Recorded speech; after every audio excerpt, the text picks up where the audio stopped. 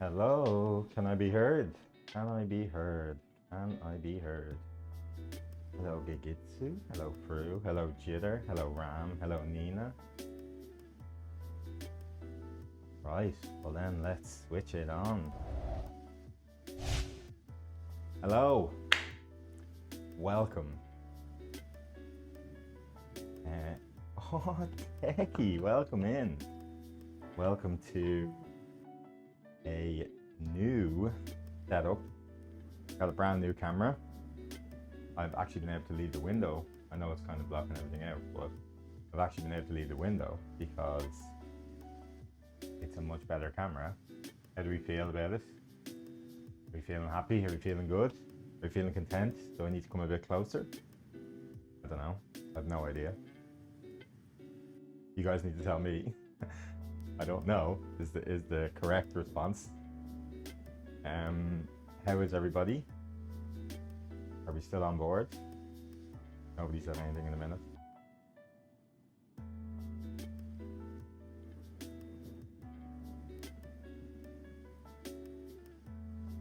Am I too small? Because the other camera I had was fish-eyed a little bit, so this is what I actually look like. The other time I was very much like that, so this is, hold on, let's come a little bit closer, and let's bring you a little bit down. Is that better? Oh yeah, that's much better. Let's do that. Right. I'm still getting used to it. The room is bigger for you. I'm just a lot smaller now. Yeah, I was very much like this before, whereas now I'm very much. Could we even go a little bit closer? Try again. Go a little bit closer. Bring you even a little bit more down. Try and get the. Oh, that's spot on. Right, you look good. Hello, welcome. Yes, better quality camera. New mic, new camera. Week by week, we're adding stuff in.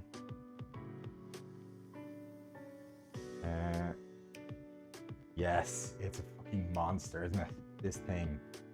And there's a story behind this as well. Not this. I had this actually. Ooh, I'm gonna do a bit of cutting board safety, right? If you're ever placing a cutting board down, either use a wet cloth or a bit of wet kitchen towel underneath it. Not wet, sorry, damp. So squeeze a bit of water out and put that down. And the new camera, yeah. We put that down. Place our board down, so when we lean against it, it shouldn't move that much, even this monster. Hello, Lucifer. Oh, hello, Lufa. Sorry. I'm not supposed to address you by your name. Okay, so I am very shy right now. This camera is exposing all my flaws. Very high res. Yes, so this little, which you can now see, this little burn ring here, I used to have this monster in an apartment I lived in with two others. I had it on the counter all the time, and it would just sit out all the time. I'd clean it while it was there. It would just sit in the corner. A roommate of mine took a pot off the stove and just did this and left it there, straight in the stove onto this. He was like, "What's that smell?" And I was like, so there's a burn ring on this from, geez, that must be 8 years ago, 7-8 years ago. I would like to sand this and treat it again. It does need a treat, not a bit bare, but a wee bit of character. Yeah, actually, sorry, Lucy's streaming. She can't hear me imitate that accent. Right. So, what are we doing today? I'll tell you what we're doing. I'm going to teach you how to prep a butternut bosh, right? That's one of these guys, right? Lucy asked me earlier what a butternut bosh is, and it is a root veg. It's a root veg that is kind of similar. It's very similar to a pumpkin. It's basically a mini pumpkin, and it's quite similar to a sweet potato as well. So these are kind of pumpkin and squash are very interchangeable, and pumpkin and squash to sweet potato are quite interchangeable. So the technique I'm going to show you here, you actually can use to prep a pumpkin as well. So this is a butternut squash. I like to call it a butternut bosh because someone said it once in the kitchen to me and I thought it was the funniest thing I'd ever heard in my entire life. So, you stand up? Yes. Butternut bosh stands there, looking not phallic at all. We have risotto rice. I have some, I can't remember if these are chanterelle or porcini. No, these are shiitake, sorry, they're shiitake mushrooms. I have portobello mushrooms. I have chestnut mushrooms. I have dried porcini mushrooms. This is all very overzealous, by the way, for what I'm doing. I have shallots and garlic. I have thyme, sage, rosemary, parsley, parmesan stock, and rocket. I'm going to use all of these to make 2 different risottos. We're going to use all this to make 2 different risottos. Right, but first things first, I'm going to prep. Actually, very first things first. If you are using dried mushrooms, and this sounds a bit silly, but we're going to rehydrate them in some boiling water. And that's going to be the base for our mushroom stock. Now, I need to get my phone hooked up to this Wi-Fi Sharpish, so I'm not using the Droid Cam setup a little bit later. Isn't as much of a ball ache. Let's set up. Right, so what we're going to do first is we're going to take these guys, we're going to pour a bit of boiling water onto them. Kettle is on. And they're going to rehydrate and they're going to release a lot of their mushroom flavor into a... Oh, am I elbowing my mic? Brilliant. Into a bowl for us. I'll try and find a glass one. Ah, perfect. And that will be the base for our mushroom stock. For our mushroom risotto. For the pumpkin / butternut squash risotto, we are going to... Oh! Thank you, Fru. Pinned message. What is John cooking today? So these smell like... They actually smell like dog food at the moment. They're very earthy, like. So... I'm going to set the Droid Cam in a little bit, but see, the camera's good now, so I can do this. Whoa! They're mushrooms, Lucy.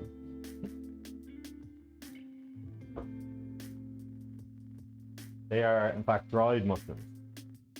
So, what's this? I don't know. Is this big? Well, you consider this big. All right, fair enough. This is a butternut squash. It's a butternut squash. Keep calling it butternut bosh. I'm going to teach you guys how to prep this. It's I'm going to try. Should I get the Droid Cam out for this? I probably should. Just have it in the corner. And let's put you in front. Man has to make himself look bigger. Thank you, Kava. Yeah.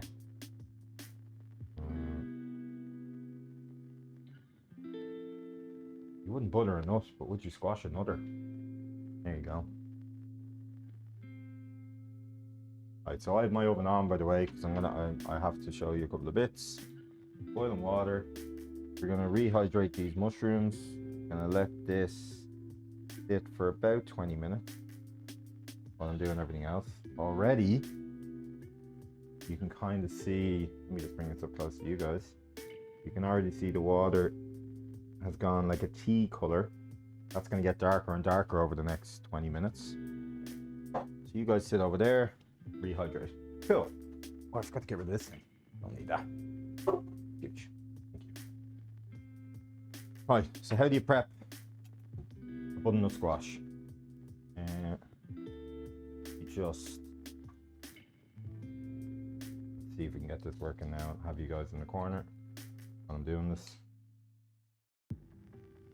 I should know this beforehand, but what are you gonna do? Cool. Oi, oi. You just sound like Santa. Oi.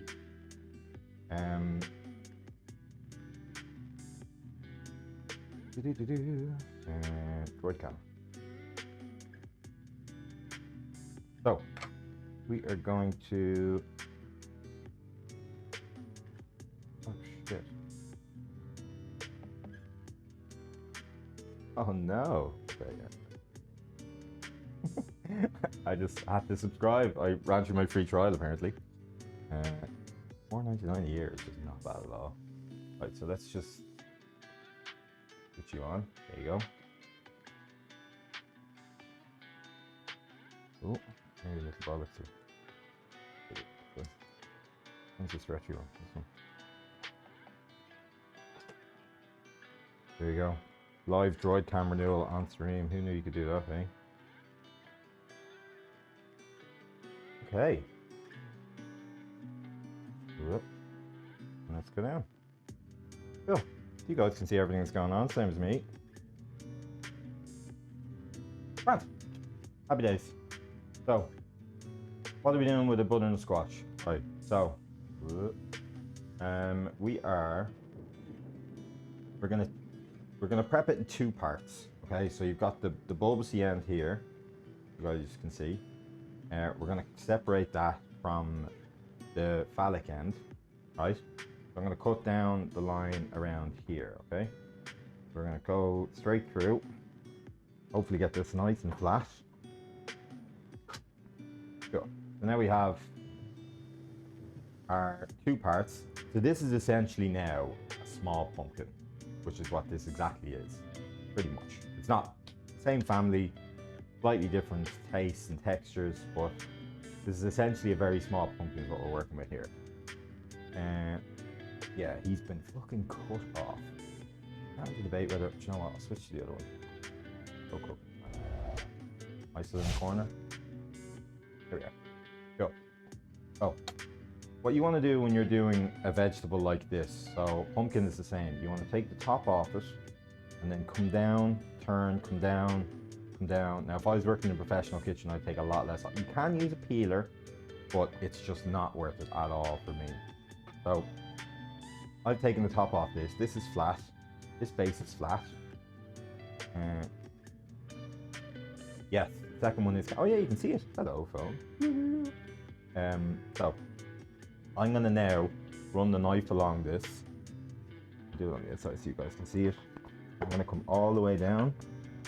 As you can see, I've gone one straight line down. I turn it slightly. I'm gonna do the same again. Ideally, you'd want a reasonably sharp knife for this. Now, if I was working in a professional kitchen, that would be too much waste. But for home cook, it's grand. Yeah, but you know what? It's faster to peel things like potatoes and carrots with a peeler loose, but like for this, it's just not worth it. You know what? I'll show you why. I have a good peeler wherever she's gone. And I don't think this would really. It might work really well. No.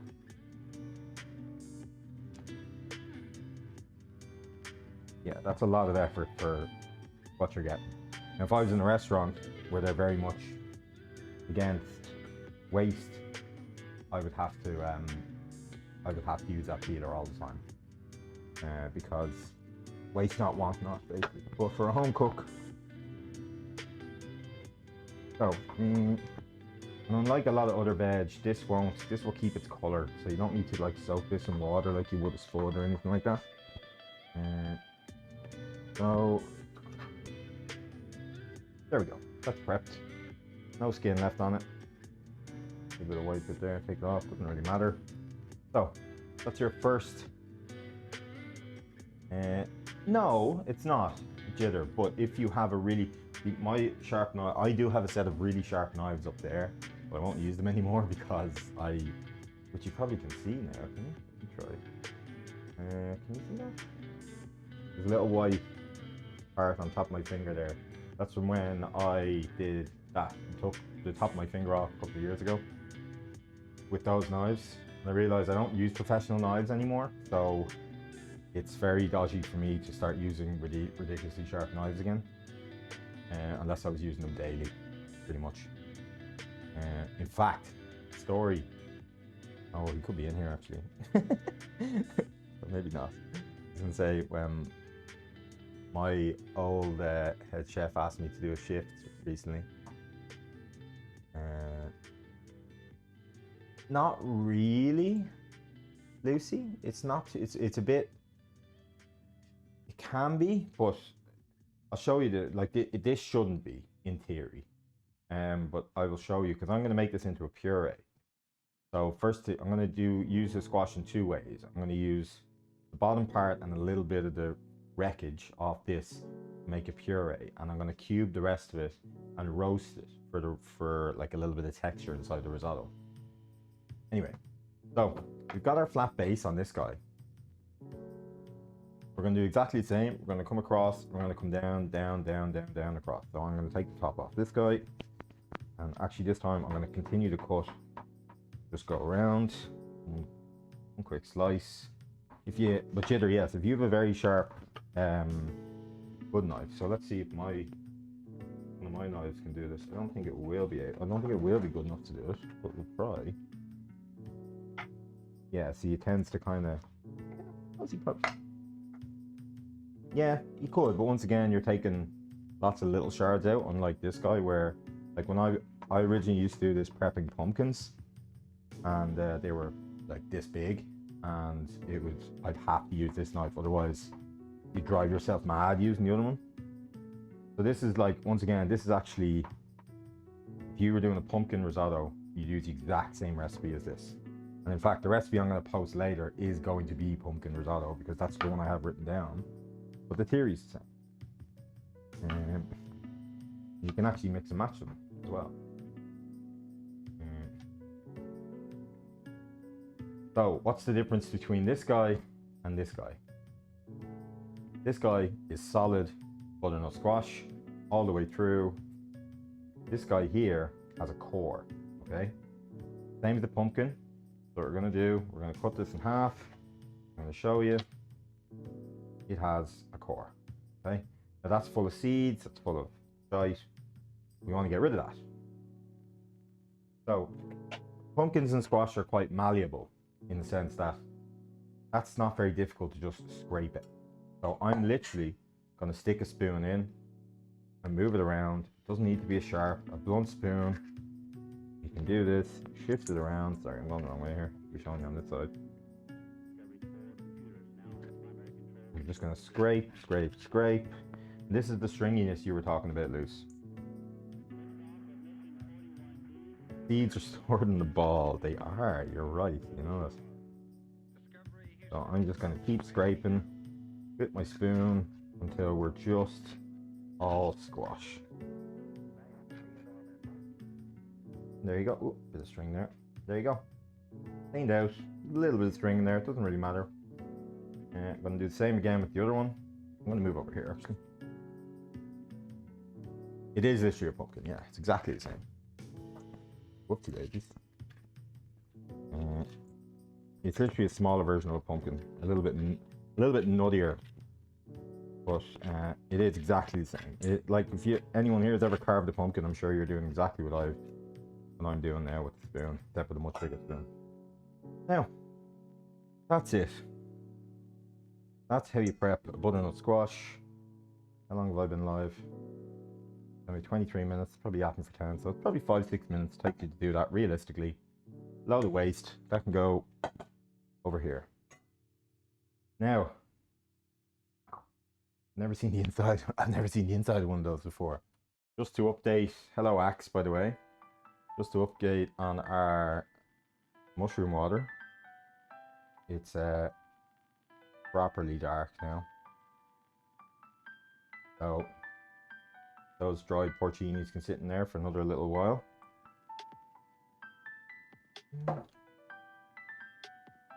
Okay, now I'm using this part for, I don't know if you can hear that. I'm using this part for stock. So I will just cut it up really roughly. Or for puree, sorry. That's what I say, stock. So I'm going to cut this up reasonably same sized, but rough enough, right? So this is just, because this is just going, this isn't going anywhere really particular. So they're all fine. And in you go. Lift you up a little bit more. You a little bit more. I'm not trying to do anything spectacular with this because I will be blitzing this in the blender a little bit later. So if you're ever blitzing something like a soup, don't worry about cutting shit fine. Don't worry about doing any of that. It'll all be blitzed in the end. Yes, it'll cook at different rates, but it doesn't matter. Adds a bit of texture to everything. Go.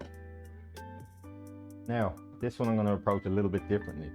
Because I want to cube this, I am going to cut down this nice and straight if I can. Okay. And you know what, I'm going to do this just to make my life a little bit easier. I'm going to come down it again, try and keep it reasonably same size. So I have my flat bit there, take the trim off that. Okay. I will take a little bit off you. And this is the sort of precise bit that you have to do when you're in a top kitchen, because things have to look nice on the plate, things have to be nice on the plate, blah blah blah. Let's put you two there, and we're gonna come down you as well. Sorry, I know I'm not reading chat much at the moment, but I will in a minute. I'll catch up. I'll catch up. Promise. Okay, bye Axe. Thanks for showing up. Thanks for being here. Appreciate it. I'm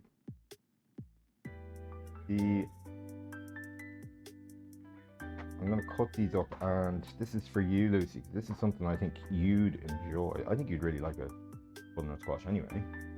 But what I'm gonna do with these is cut them into cubes, and then I'm gonna roast them. The oven's on next to me here, and they come out and they're quite like they're quite like nutty. They're quite nice. They're quite not crispy, but they're kind of like weird roast potatoes. But they're lovely and they've got a bit of color. So I think you'd enjoy them.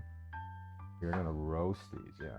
So this whole trimming part is what I'm going to use for my puree, because they're all rough. Doesn't matter, it's going to get blitzed anyway.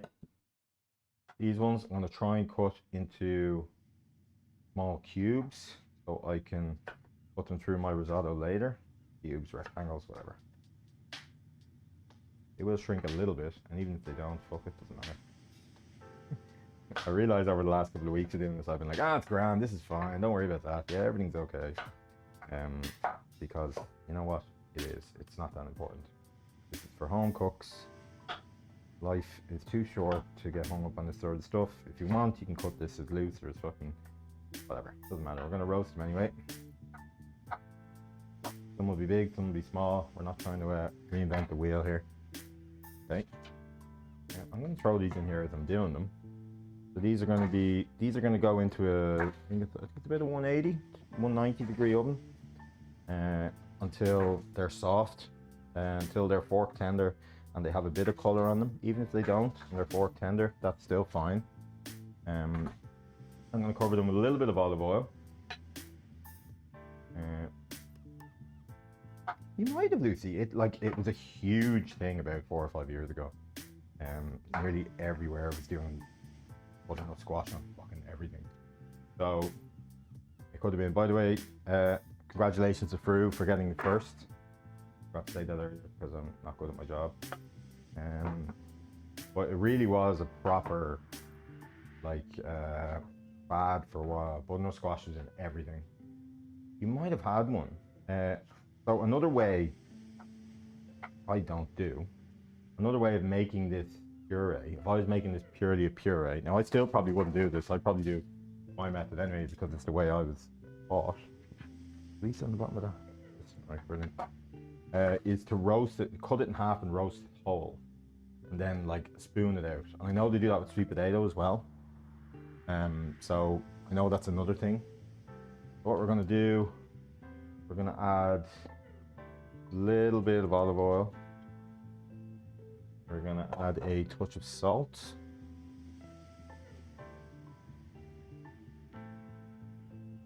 I'm just gonna mix these lads up a little bit. They're all well covered. That was actually a little bit too much olive oil, but whatever. We move on. I'll try to make something healthy here. Right. Yeah. Ordinarily, I wouldn't use that much olive oil, but we move on. I'm gonna put a little bit of thyme in here, just to kind of perfume it. And I'm gonna get one bulb of garlic. Give it a little smash here on the side of the board. Let me move that off while I do that. Let me use you here a little more. It went all over the floor. Brilliant. I'm gonna crush that just enough that it just releases it. This is gonna go in. Just spread them around. Blah blah blah. Cool. This is going in. I'd say about 25 minutes, which is spot on because we still need to make our mushroom stock and do everything. And then that'll be it. Cool. So these go in now. You can forget about them. In you go, lads. Right, job done. Put you back on me for a second. Hello, welcome back. Right. So I'm going to just get rid of this dead squash. Lovely, all in there. Right, so that's the first part of our squash one done. I'm going to start, what I'm going to start actually is my mushroom stock as well. So I actually have to use, this is why I was kind of, I originally was planning on doing 2 of them anyway, but I was kind of going, oh shit, I'm going to have 2 different stocks because I can't use the mushroom stock on the butternut squash risotto. So I have to make 2 different stocks. One is just a normal veg stock, which, not to sound like Marco Pierre White, it's just going to be stock pot. And the other one is going to be a combination of the water from those dehydrated mushrooms along with some fresh mushrooms in here. I'm going to use some porcinis, I'm going to use some portobellos, and then I'm going to put the chestnut mushrooms, I'm going to fry them, and they're going to go into the risotto later on. So,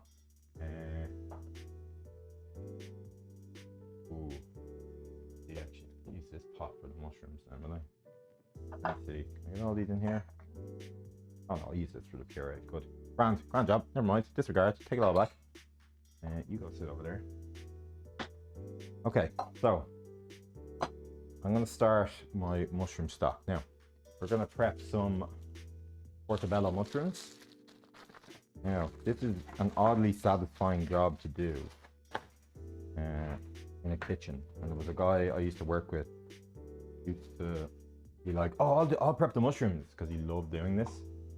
So I will switch you back to this camera.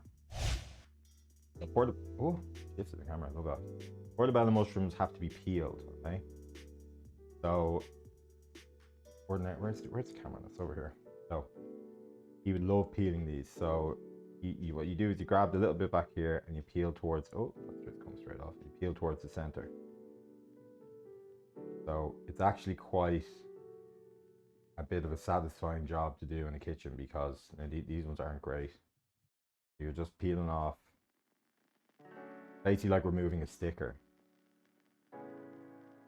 You peel a big mushroom, Lucy, because they're a portobello. Yeah, you would.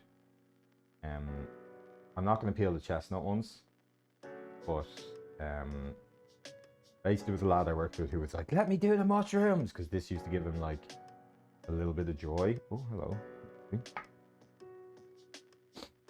So, no, you're like, this is once again, this is bollocky kitchen stuff, and like, if I was doing this with just the family and not you guys, I probably wouldn't do this. But I want to do this because it is quite satisfying to do.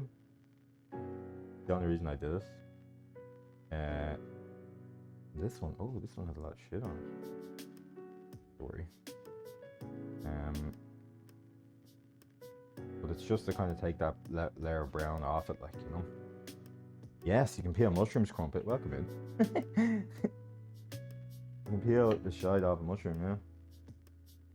Right, so that is just something, if someone ever asks you, do you want to do a satisfying job in the kitchen, ask them to peel a portobello. It's quite nice to do. Just clean that off. Now I'm just going to chop these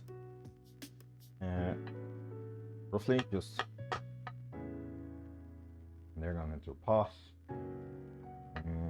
The portobellos are so dirty, just full of this kind of brown mushroomy stuff, which will add to the stock. It ruins your chopping board. And then alongside those, I'm going to take some shiitake mushrooms. I'm just going to roughly chop these guys as well. And along with these guys going into the stock, is going to be the water that we used earlier, and I'm going to use a veg stock cube as the base. And I'm just going to let that simmer away for a while. The camera over here is going to be very busy later. And I'm going to let that simmer for about half an hour. Now, realistically, if I had loads of time, I would let it sit on the hob for 2 hours slowly. But there's loads of mushrooms in there. I'm going to add some boiling water to that, or hot water, doesn't really matter. It can be cold water, and bring it up to a boil. And I'm going to put the last porcini in there. I'm going to chuck a veg stock pot in here. This is just a normal veg stock pot. The normal ones are actually really good, and I'm not just saying that because I like Marco Pierre White. And lastly, I'm going to take our now very brown. Can't really see that. Can you see it up here? Now very brown. Looks like coffee water. Now I can't remember. I don't think you're supposed to put the dried ones in with it. So I'm not going to take that risk with you guys. I'm just going to put the water in. You want to sneak out, don't you?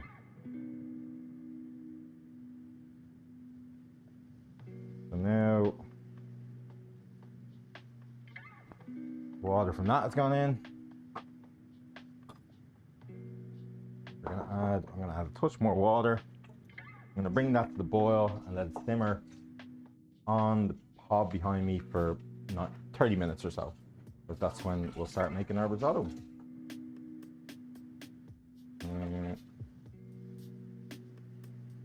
Okay. So that is first part of the squash risotto on, first part of the mushroom risotto on. I'm going to just chop some mushrooms here for a few minutes, put them in a little tin, and they're going to be what I'm going to saute later. So you can go on. I'm going to have to move you all over here at some stage. Let's move the droid cam and probably that laptop over so I can read what you guys are telling me. Right. So, let's chop. Where's the dog? Did he come in? Did you come over here? I didn't even see you. Oh boy. Actually, do you know what I'm going to do? Yeah, the mushroom stock is on. That's it. You guys are going to come over here for a minute. I'm going to show you. I'm going to come over here for a sec. I will move everyone over here in a few minutes. So I have my stock on the background there. I'm going to add a little bit of milk to this guy. So this is how I'm going to make my puree. I'm going to fry this off a little bit first, just to give it a little bit of flavor. Now, that being said, I'm actually going to take that out of that for a second. Bring this up to heat. And what I'm going to do is bring that up to heat, cook off the risotto cook off the squash for a little bit, just to take a little bit of the water out of it. Then I'm going to cook it slowly in milk and cream, and then I'm going to blitz it in a blender and pass it through a sieve. And that's the basics of making pretty much any root vegetable puree, except for potatoes, which take a little bit. But like carrot puree, sometimes use water with that. Broccoli, I'd use mostly the stems. I don't know. So one of these, a risotto I used to do was, oh, what's that aniseed veg called? Oh, I can't bloody remember. What's the aniseed veg called? Looks green. Anyone in the chat want to tell me? It's kind of green. It has like a few stalks on it. Kind of looks like a root. Called? I can't bloody remember. But we used that I made a puree of that and used prawns in this nice risotto I did in the restaurant, which was lovely. So that is heating up. And put a little bit of olive oil in. And we're going to just cook off this squash for a minute.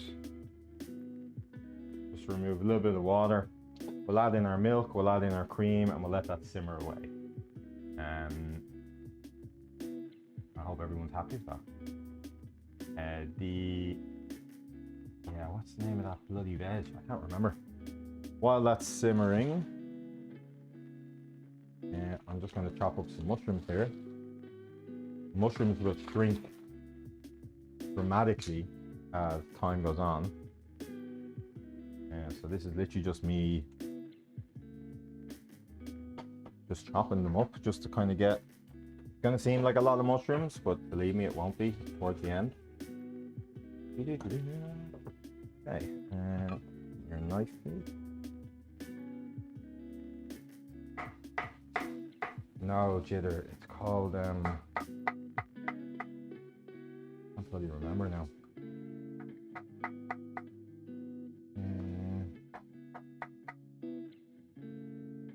No, keep going, keep going. We'll land on it eventually. I don't like it at all. Just to put that out there. No, keep going, keep naming stuff. We'll get there.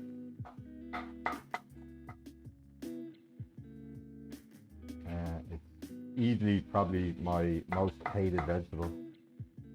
Can't remember what it's called now. No, I like rocket.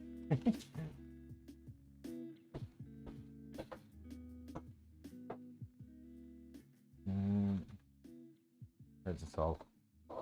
Potato. Bok choy. Is it bok choy? No, bok choy is a lettuce.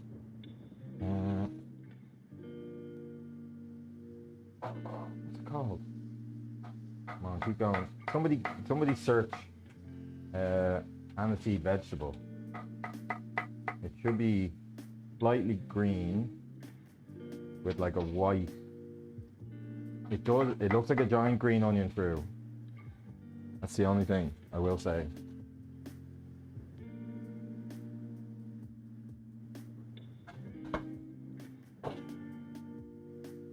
Fennel, that's the one. Fennel. Fucking hate fennel. Oh my god, I hate it with a passion. We used to use fennel. We used to make a fennel risotto with prawns, which was actually bearable. Now, I don't really like aniseed in general.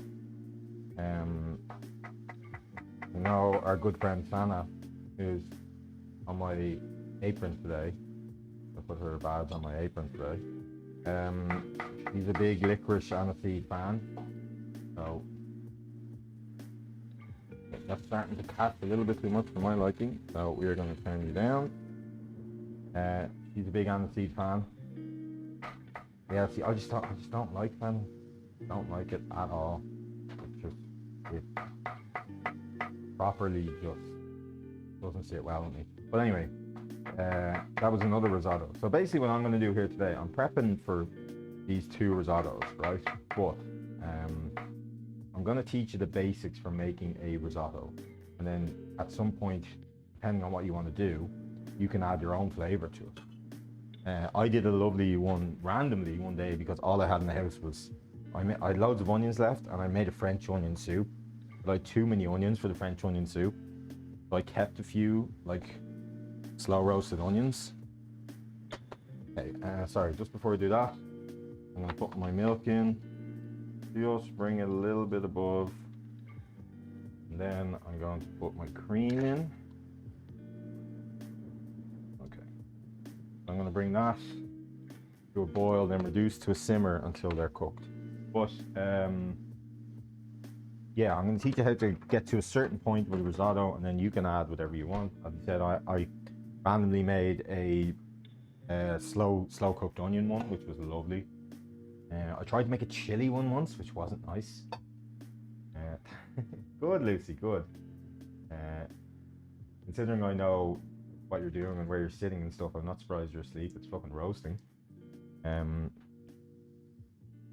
So, as you can see now, in the other one, the mushroom is sauteing away, and the mushroom is not sauteing. That's the wrong word, John. It is boiling away. I'm waiting for this to boil. Then I will. Do you know what? Actually, I'm going to switch them around briefly because that one's a little more powerful. Get this to come up to a boil quickly, and then reduce and simmer. So, can be too loud.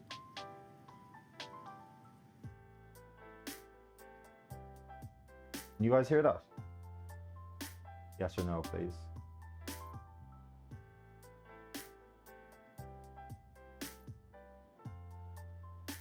Go, fan. Now I have the extractor fan on there, so I don't want you guys to see that. So yeah, actually I'm going to take the camera away from here for now because you've seen this. The mushroom stock is boiling. The puree this will just sit and cook, same as you would boil any vegetable. And I will come back to that because I'm gonna cut some shallots here. So I think people are more interested in watching pots boil. So I'm gonna dice some shallots here because that's how you start a risotto. What do you mean? I'll go 3 or 4 because I'm gonna make a big batch.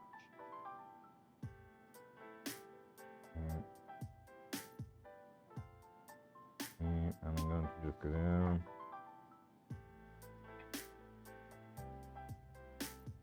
Oh, I'll go here.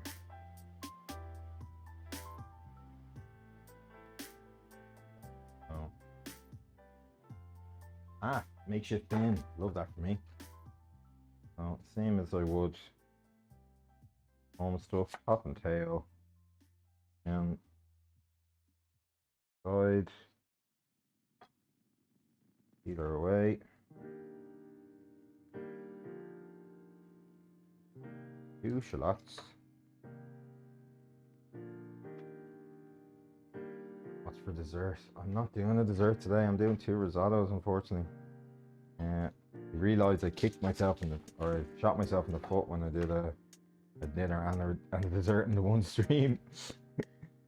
Like, you know, they're gonna expect that every time now. Oh, did we see Mono? Did he flash by? He's skulking around here. You know what? The reality of making desserts is always going to come back on screen in a sec. Hello. Flashing on microphone. All right. But a lot of desserts take a lot of time. So there's a question for you. If I was to ask you, how long does it take to make a New York cheesecake? What would you think it would take? Just off the... Oh no, we're crying. Crying thinking about cheesecake.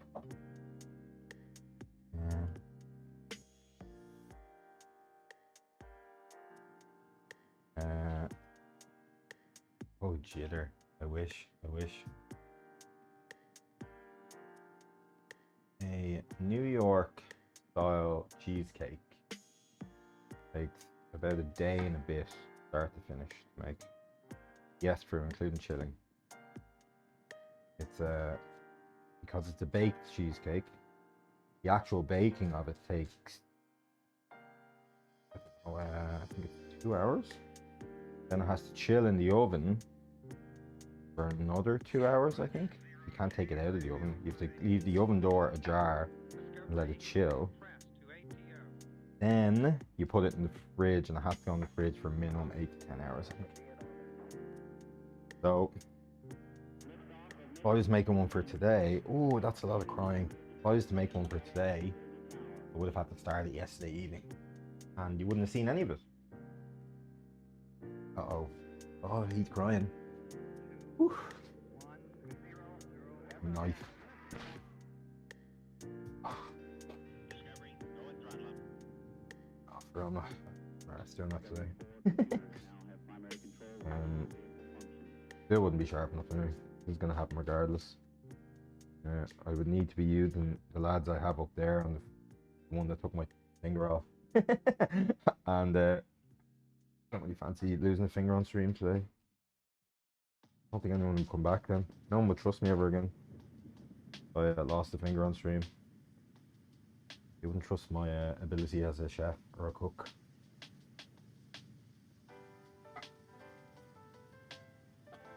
This is a shallot. Yes, shallots are way more likely to make you cry than onions. I don't know. Don't ask me the science behind this. Ooh. Oh, that shot out a lot of juice there. Oh no. Don't ask me the science behind it, but anytime I cut shallots, I cry. In the arse. So we're just gonna, or do you know what? We're gonna lightning through this, so you stop crying. So this is how I'd actually work if I wasn't going to show you guys stuff.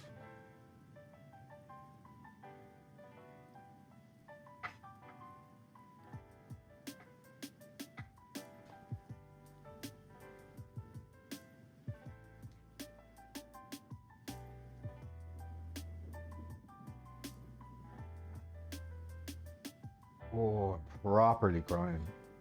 I can't see the fucking board.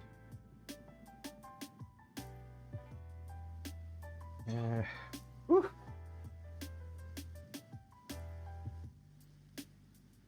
So Lucy, explain to me how you made your vodka pasta. Well, I'm crying here, can't talk. Explain to the class, please, if you'd be so kind.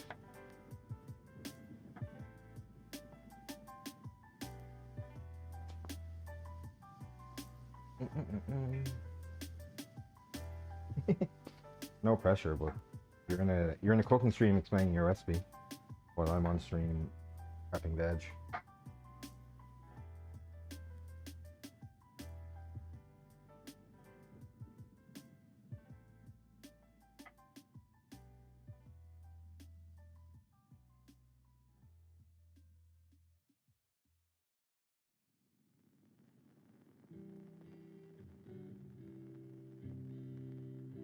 All right, everyone.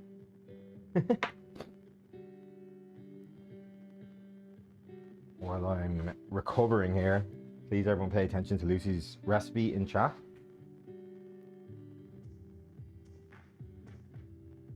The plus side, I'm finished with the shallots, so they can fuck off over here and stop making me cry.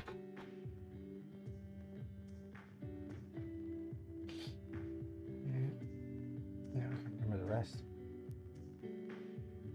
Cook some garlic and butter and oil. Added 3 tablespoons of Spanish puree, vodka, and cream. That sounds good. And better with salmon. I think it's great. I don't like salmon, but that's just me. Okay, everything's simmering away over here. That's good. That's just a personal preference of mine on the salmon, by the way. Not doubting Lucy's ability. Okay, so what do we have? We have our mushrooms ready. Let me just come back up here to talk to you guys for a minute. I don't know if you'll see all the tears now. English, actually. Right. So I have my milk and cream behind me sauteing away. Now, this is an old wives' tale, but I do it all the time anyway. Apparently, to stop cream from boiling over here for a minute, all this. So, cream notoriously will bubble up and boil over. Apparently, if you leave a wooden spoon across the top like that, it won't go over. I don't believe that for a second, and I'd love to leave you guys watching the cream behind me. But let's just find out. Do I have anything else I need to prep here? Let's try and get ahead of ourselves here, shall we? So I have my shallots. I will cut some chives. I will cut some parsley. Mono, do you have anything else to do? No? Alright. What I'm gonna do is some chives. So, and I know I mentioned this last week, but this is your first test if you're ever brought into a good kitchen. The chefs will ask you to cut chives. Now, what you're actually supposed to do, right? Let me just do this properly. They ever ask you to cut chives, you're supposed to. I'm gonna cut a bit of dead ends off this here. I don't know why. Don't ask me why. You're supposed to get a little wet piece of paper towel. Squeeze out the moisture. You're supposed to wrap your chives in it. And that's how you're supposed to cut them.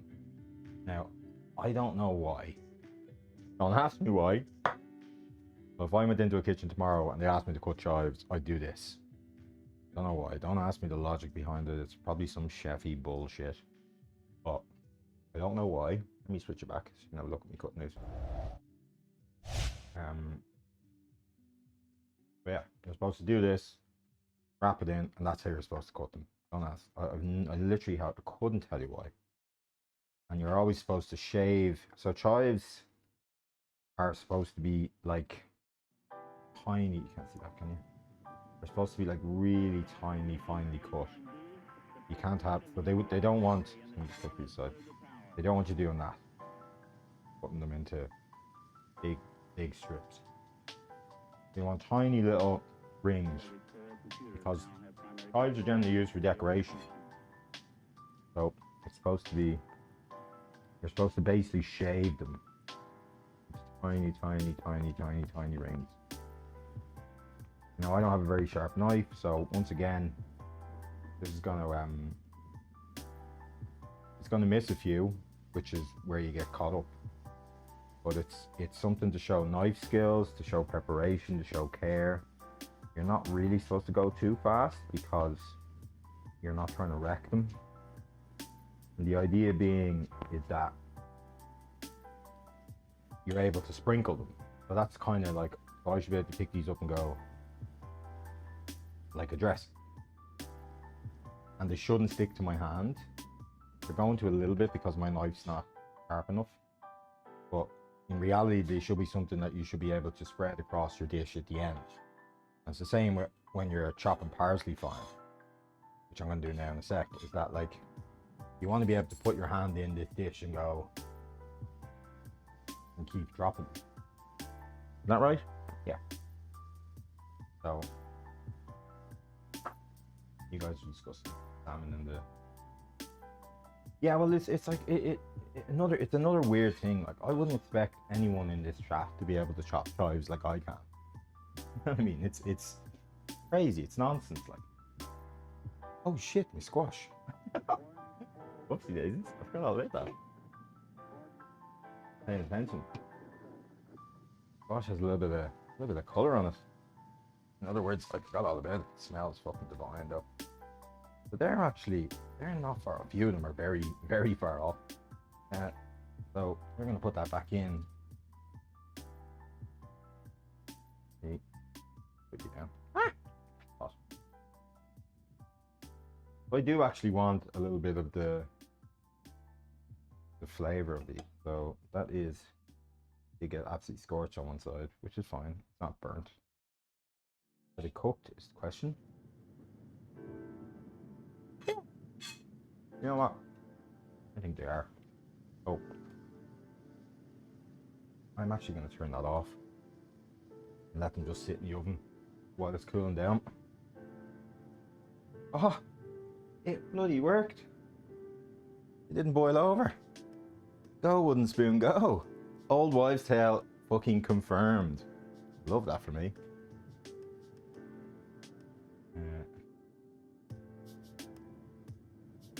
Give these a stir.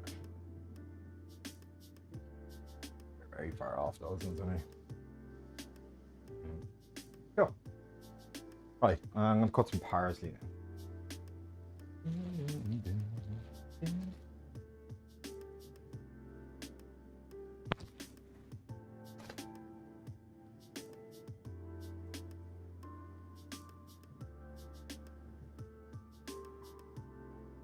Yeah, so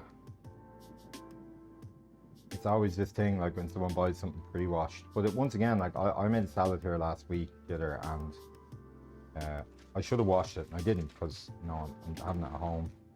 And to be honest, like if I went into a kitchen that didn't have a salad dryer, the tumbler yoke, I'd go mad. I'd be like, what are you doing? Like, washing salad then becomes this.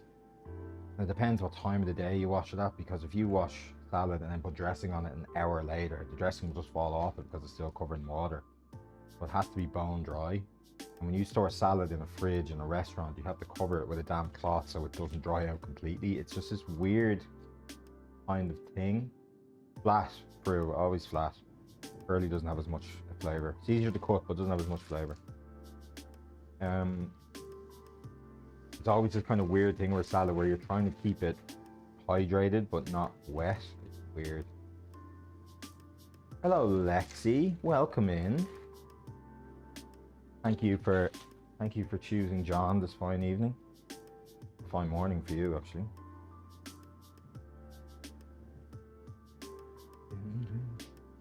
You haven't missed much. We've just been prepping stuff. The risotto hasn't started yet. Probably won't start for another 15 minutes or so. Because when I do that, I'm going to have to do a be right back screen and give this laptop over so I can talk to you guys. Probably won't see my face for 25 minutes. You'll just see the pot, which basically puts pay to this new camera I got. Basically makes it completely useless. It does take something I'd be standing here for the whole time. It doesn't have a long enough cable to stretch, and I don't really want to put it close to heat either. I don't think that's good for a brand new camera. When I get a bit more confident with it and care less about it, I will move it closer to heat.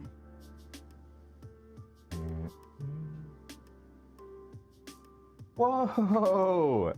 Speedy! So, here's a story for everyone. So this is my friend Speedy. We met on a game of Pro Evolution Soccer, as it was called back then. It's now called eFootball. I want to say 2009. So Speedy's from Northern Ireland, so Frew is Irish as well. He's from Derry, if I remember rightly. And him and a bunch of these lads were very good at eFootball. So I joined in some games with them. I joined a league with them. I played tournaments with them. And about, I think it was November just gone. We'd never met. So about November just gone, I was coming out of the Ireland game in the stadium with my dad. I get a tap on the shoulder from my guy. I turn around, he goes, "John?" I said, "Yeah." He goes, "It's Speedy." And he was like, "Ah, what?" And he goes, "Oh shit, ah, ah." And we're all kind of going, "How's it going? How's it going? Oh, Jesus Christ, blah, blah, blah." They all start fucking, runs over, introduced me to one of the other lads who voice crack there, who we used to play eFootball with all the time. And yeah, just random lad I've known for probably, Jesus, the guts of 15 years. Randomly tapped me on the shoulder one day. It was absolutely mental. It was mental. I'm not thrown off very often, but I was like, hey, I was very much lost for words, which for anyone who's in this chat knows I'm not very lost for words very often. If anything, I can't stop words most of the time. So I was very much frazzled was absolutely frazzled. It was a cool moment though, and it's like for this year, especially for me, considering, you know, along with like just the listing of people in the chat, like there's Prue and Lucy, who I've both seen 3 or 4 times this year, who I didn't know this time of year and a bit ago. Met on Twitch, met online.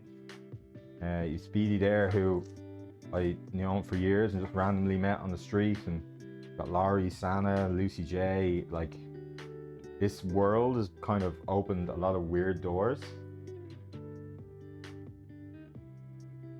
Oh my god. Hello.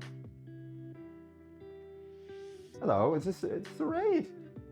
Fake raiding, love that. Hello. Means a fake raid, Lucy, is when someone raids without actually raiding. They just send their chat in.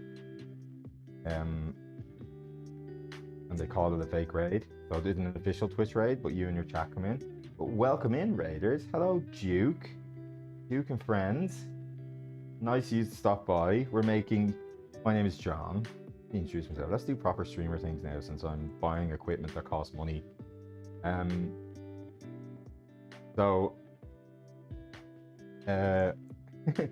name is John. I used to be a gaming streamer. I've suddenly decided to start cooking, which has really worked out for me well. This is my fourth cooking stream, and setup's going well, everything's going well, nothing's borked yet. I used to be a professionally trained chef. I'm now a software developer. So yeah, welcome in, guys. Thanks for the raid, Duke. Cycled around Bristol. Love that. Hope the weather was nice. It's lovely here today. Because I got this new camera today, I could never have this window open before because it would just drown me out completely. But the new camera, I can kind of have it half ajar, so you can see sunlight. There's daylight in Ireland at the moment. Welcome in, Turbo, as well. Welcome in, everyone. This is great. So just to catch everyone up who's just arrived, I'm making 2 risottos today.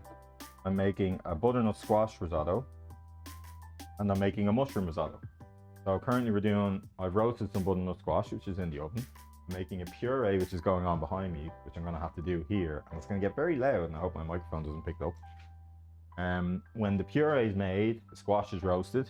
I have a mushroom stock. Let me just move this camera over here. I have a mushroom stock going here. I have a butternut squash puree going here, which is not far off. And once this is all ready, I will set up a big pot, make a risotto to a certain point. How do you cut a bell pepper? Oh, if only you were here last week. I was winding people up with bell peppers. I don't think I have one. I don't have one. No, I threw out the green one because I didn't need it. So ordinarily, to be honest, let me just switch this. Ordinarily, I would just come across it like that. So let's just say that's the bell pepper. I'm gonna use the non-sharp side of the knife. I would just come across it like that. I'll just move my knife around it, put down, down, down. You can also do the part where you top and tail it and kind of curve around it, but generally they're usually fine. Most of them stand up on their own anyway. Hi Lefty as well, sorry. Sorry, right, so where am I? I'm nearly all prepped here. I have my mushrooms ready to go. What I'm gonna do now, I'm gonna check this. What you're looking for, if you're looking to puree something, what you're trying to do roughly, now I'm not gonna make my own mistake here. What you're roughly trying to do is your spoon should be able to take a chunk of it, and you should be able to crush it on the side. Now that's crushed reasonably easy, but not enough for my liking. So this will take probably another 5-6 minutes. That's going back on the heat. And the reason why this ring exists, because someone, not me, put a pot onto this hot.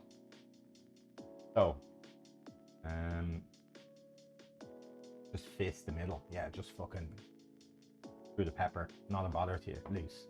I've no doubt that's what you do. Yes, so what do we have to do?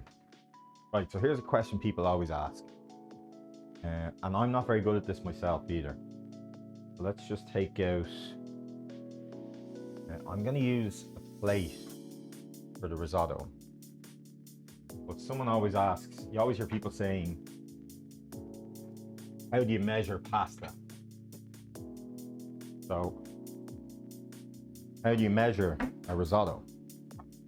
So, I'm making pasta generally doubles, same with rice and risotto, generally doubles in size, okay? So, sorry, I'm just fucking sniffing here because that bloody onion. But, so if I'm making this for 2 people, this is the plate I'm planning on serving it on right now. For some reason, this risotto rice comes backpacked with this fucking I'm gonna fill this plate up with enough, what I would think is good enough for 1 portion. And that, for me, will do 2 people because it'll roughly double in size. So if I'm putting pasta into a bowl, I will generally just fill up the bowl I'm gonna use. So what to me looks like a good portion of risotto. Now I'm gonna be making enough for about 3 or 4, so that to me looks a bit hefty for 1 portion. So for me, that looks like a lot of rice for 1 person. That looks like about 1.5 persons worth. So that's going to expand and make 3 plates for me. Does that make sense to everyone? That sounds really stupid. But pasta and rice will generally double in size. Cool. So that is going to be the amount of risotto. Actually, we're going to throw a little bit in for the house, as I would say. A little bit in for the house. That's my risotto. That's all the rice I'm going to use. Because I'm making 2 different risottos, I want to be careful. It's my risotto. Oh, this is going to be dodgy. No, it's not. Lovely, lovely, lovely, lovely. Cool. Happy bloody days. Right, now I just realised I don't have my blender with me. And that looks like 4 meals for me. Good, because I'm trying to make 2 different risottos here. If I was making 1 risotto, I'd use a lot less. But I'm trying to do it for you guys. Show 2 different risottos. I originally did a poll on my Discord, !Discord if you want to get involved in that. But I originally did a poll on my Discord for everyone in there to see. Let's come back here. So welcome back. I originally did a poll on my Discord to see what we should do today, and it was mushroom risotto, butternut squash risotto, or both, and both won. So that's what we're doing. In fact, I will be right back because I have to go get a blender, and then I'm going to teach you guys how to make a puree. So let's just go dooby. Join our short kingdom. I forgot that my whole thing was being short. Right. Just be right back. I'll be right back. I will be right back. Love that.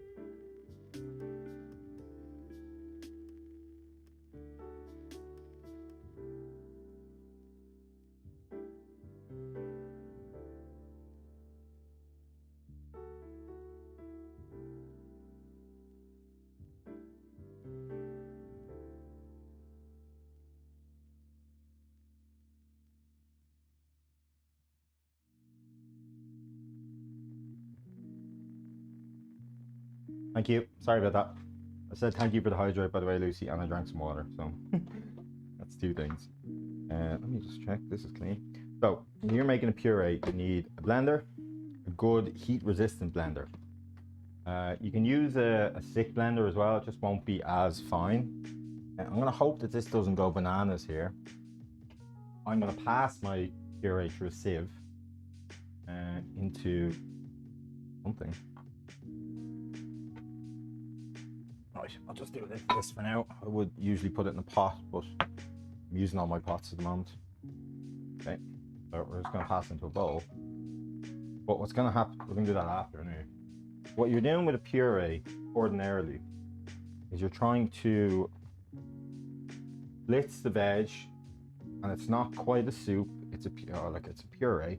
But see, all this liquid I've been using, so let's just switch back for a sec. All this liquid I've been using here, we're not going to use all of it. Now you can add and you can add liquid, but you can't take it away. So that has slightly split, it's fine. That's part of the nuance of it. So what's going to happen is, I'm going to show you this up close before I start blending. I'm going to take a ladle, which I do have one here somewhere. Ladle. There you go.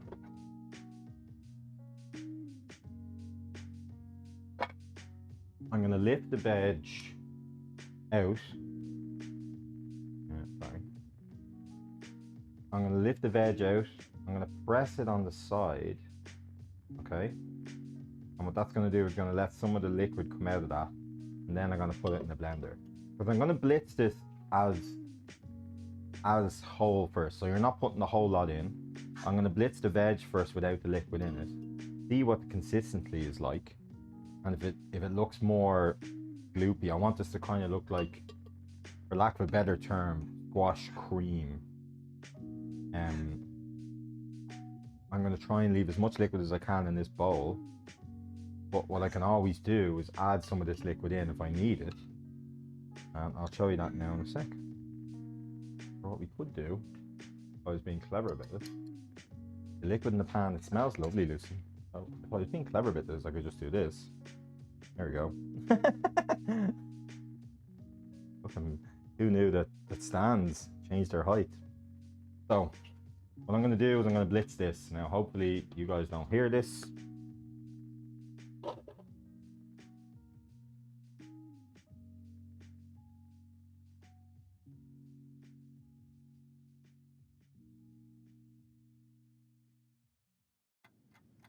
Tell me if you could hear all that.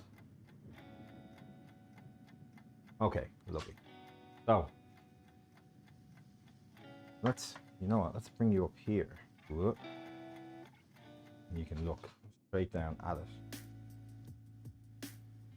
Whoop. Excuse me. Oh my god, imagine the phone fell in the puree. That'd be really funny actually. So this is quite fibrous for me right now. It's actually not far off. Oh my god, that might actually be perfect. You know what? I think that's fine. I think that's actually perfect. I'm gonna put these last two chunks of squash in for the laugh, and I'm gonna blitz it, and you guys are gonna look at it because, which isn't very safe, but this blender doesn't have a safety on it.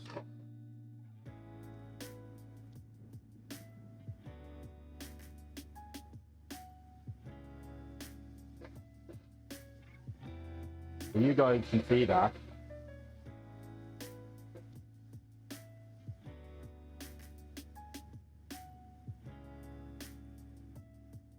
So I don't actually need any of this liquid anymore. This liquid is kind of dead. So I'm going to put that away.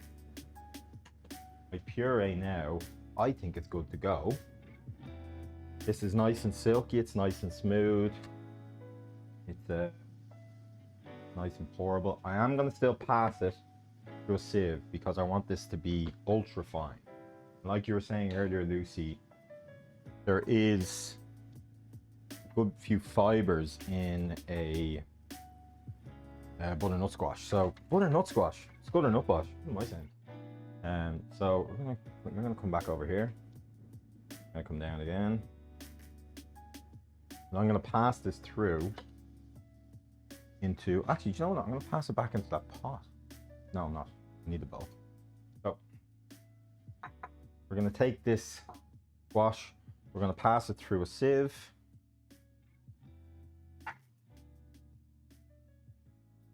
As you can see, it's quite silky smooth, but I want it to be even more silky and even more smooth. So this is going to take, this is going to remove any last bits of impurity. So I'm just moving this around, and as I move it around, it's being pressed through the sieve. Just keep stirring, stirring, stirring. All the time I'm kind of slowly pressing it through. Start to lift it. Start to lift, start to lift, start to lift. As you can see, there is a few bits of impurities here. A few little fibrous bits. And that now I'm clean through. Let's give you a little stir. And now that is a butternut squash. Bring you down here. Scoot you up a little bit. That, my friend, is a butternut squash puree. Nice and glossy, nice and rich. Have a little taste. That is beautiful. But is it beautiful enough? That's the question. So, at this point in your life, this is when you start to season. So if you're ever making a soup, or puree, or anything like that, let me plug you guys back in. If you're ever making a soup or a puree or anything like that, hi Coops, by the way, welcome in. You season, you mix, same as the liquids. You can keep putting it in, but you can't take it out. So, season and stir, season and stir. Have a little taste. That's fine. I'm gonna put a little bit more salt in. I don't have any white pepper. If I had white pepper, it would go into it as well. So puree is basically a super rich soup, essentially. Now, if I was putting this onto a plate, so let's just do a bit of old school plating, shall we? Where's the camera on this? Over here. So when I used to work in the restaurants, we do have your squash, go. And that would be your little mark on the plate. So for a duck dish you used to do, that would have a few, you know, it would have potatoes here, maybe the duck breast over here. So a little swirl like that. Or what was the other one? There's another one. I don't know if I can do this one anymore. Probably not. But you used to go. No, I can't do that anymore. Just no. Oh, you shouldn't be allowed in chats, Lucy. So, you're a monstrously bad influence on me. Right, so puree done. That can go sit over here because that doesn't need to be warm for what we're doing. I do need to wash this pot out. Do I? Oh, no, I don't. I'm just gonna sit there.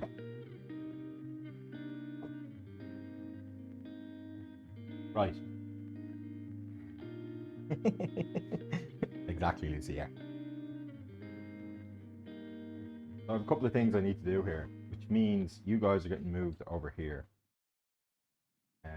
Puree can actually stay here for now. I won't need it. What do I need? Need my big Le Crusoe pot. And ladies and gentlemen, and everyone else, we are going to start our risotto. So what I need for a risotto, I need a veg stock, which I'm going to use from the start. Now halfway through, I'm going to swap out half the veg stock for the mushroom stock for the mushroom one, and for the butternut squash one, I'm going to continue as normal. The butternut squash one I'm going to continue as normal, with just using the veg stock, and then I'm going to finish it with this guy and our, let's check on our squash, shall we?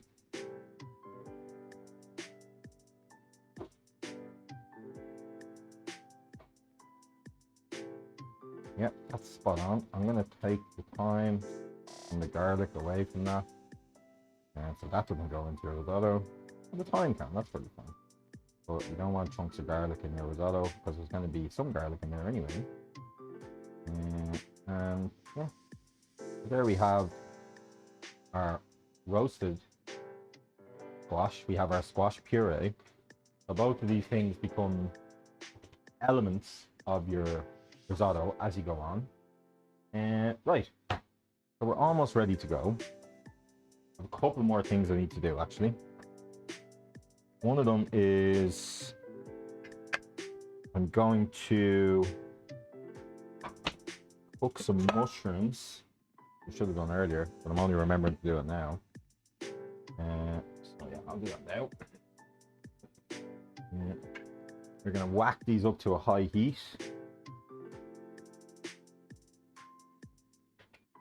Now I'm gonna move you guys over here actually, because this is where we're gonna be for the next while. And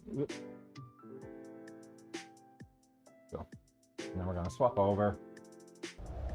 Cooking pan. Only issue now. You know what? I'm gonna put you guys in the window. So I can actually read what's going on. I have a second laptop here that I use to read chat. I'm gonna move that over here and put it on the windowsill, so I can actually see what you guys are saying to me. So you, without knocking the other one off, would be great. So you can come over here. I can keep talking to you guys, even though I'm going to be majority of the time over here. Now the only downside of this is you won't see my beautiful face for a while. God help you all. Oh, excuse me, mate. Yeah, so let's go. This better bloody stretch actually. I need to find a better way of doing this as well, because in reality, if I'm ever making a dish that requires me to be over here a lot, I won't be able to see you guys ever. I need to find some way of putting a camera somewhere over here. I don't know how I'm going to do that though. That's the mad thing. We'll figure that out. Last week's recipe was a lot easier because I spent the majority of the time in front of you guys. And in the oven. So. Okay. So, I can see you guys. Let's connect to chat. Cool. Happy days. Have I missed much? Don't know. I don't know. Nope. Oh, right. We're all over here. You can see the pots. Yes, we can. You can see everything. Broadcam certain. Cool. So, I'm going to take some olive oil. This is going in here. And we are sauteing these mushrooms. We're not trying to boil them, we're trying to saute them. So, mushrooms eat oil. Like it's no fucking nobody's business. So we're going to put a little bit of olive oil in there. I'm going to put some butter up here. Oh, I can hear that going already. I love that for me. And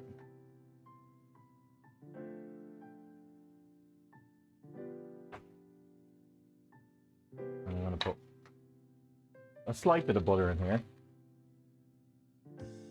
A good Gordon Ramsay sized piece of butter.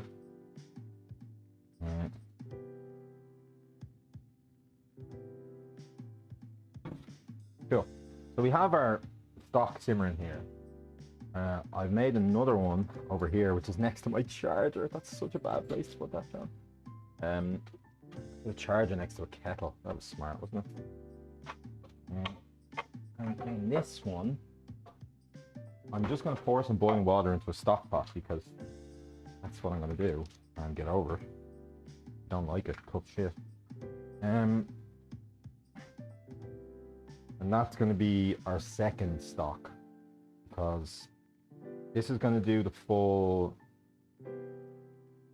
risotto to a point, and then I'm going to swap it out for the mushroom, for the pumpkin, and just keep this one down for the regular. So I'm trying to get some color on those mushrooms, and they will over time just break down. So, you know what we haven't done yet? You know what we haven't done yet? Hello, Master Splits.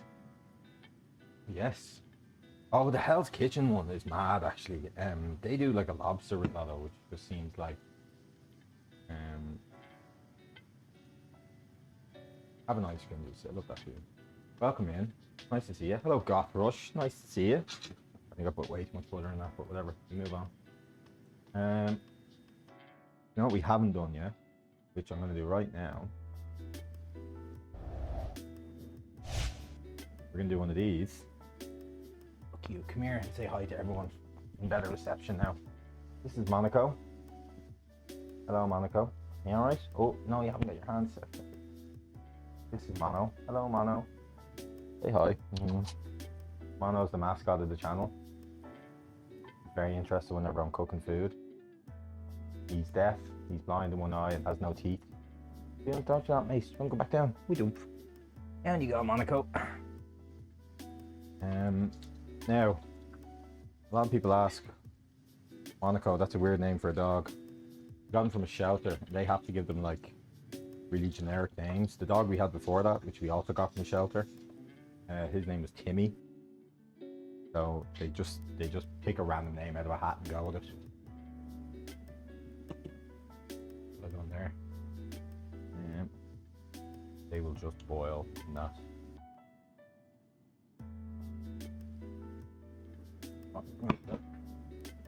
Take some of that out. So once again, by the way, cooking is all about your confidence. I've realized now that I put way too much butter in there. That is just a gargantuan amount of butter. So I'm going to take these out, swap them over into a different pan, start again, and that way I won't lose the crispness. So if there's no panic, sometimes shit goes wrong. It's fine, it's gonna go wrong. You just move on. Grab some of this. I'm gonna try and take some of that out. They're already soaked in a good bit of that butter already. They've already lost a bit of their moisture. Now I'm trying to saute these. I'm not trying to boil them. So for me, that liquid is the enemy here. So I'm going to try and just get all this out. Keep it out, keep it out, keep it out, keep it out, keep it out. Oh, lovely. Still a bit of them. They're going to a frying pan. I'm going to dump that. Life moves on. Nobody's dead. Everyone's no panic. Sometimes shit goes wrong in the kitchen. Sometimes you just don't panic. You just move on, get something else. And there you go, now they're back in the pan. Do you know what it is? Spits, actually, genuinely. And it's why I don't like the American or the Australian, or basically any version outside the UK version. Oh, hello, Mel. It's because if you ever watched the UK version, and I saw it recently, there was a contestant on the American one who won it in the end, and he was being praised because one of the other contestants lost their forgot to bring butter, and she went around and asked the other ones, and they were all like, no, we're not taking that off you, we're not letting you have our butter, like. And this last guy gave it to her, and they were all like, oh, what a hero.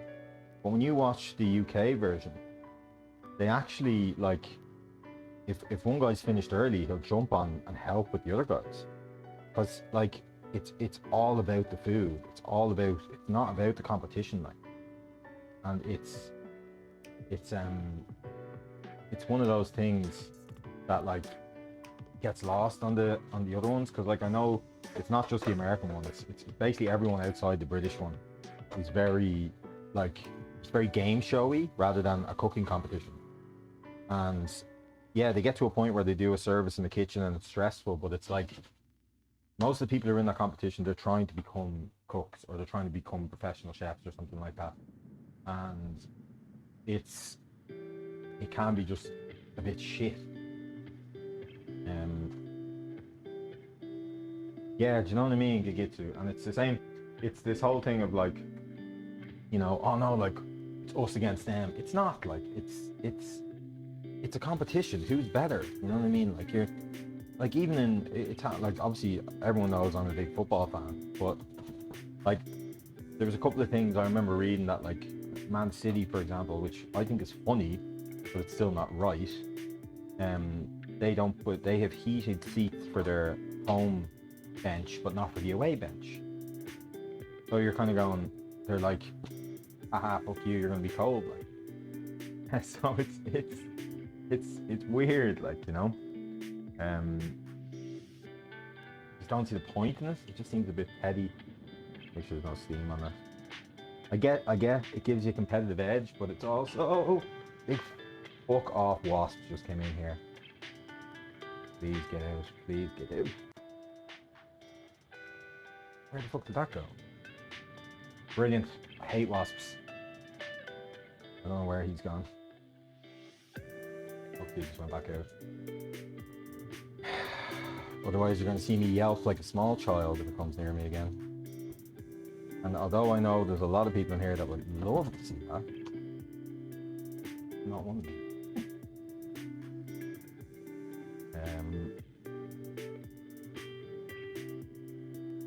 So after this, I don't think I have anything else. Oh, I have one small thing I want to do.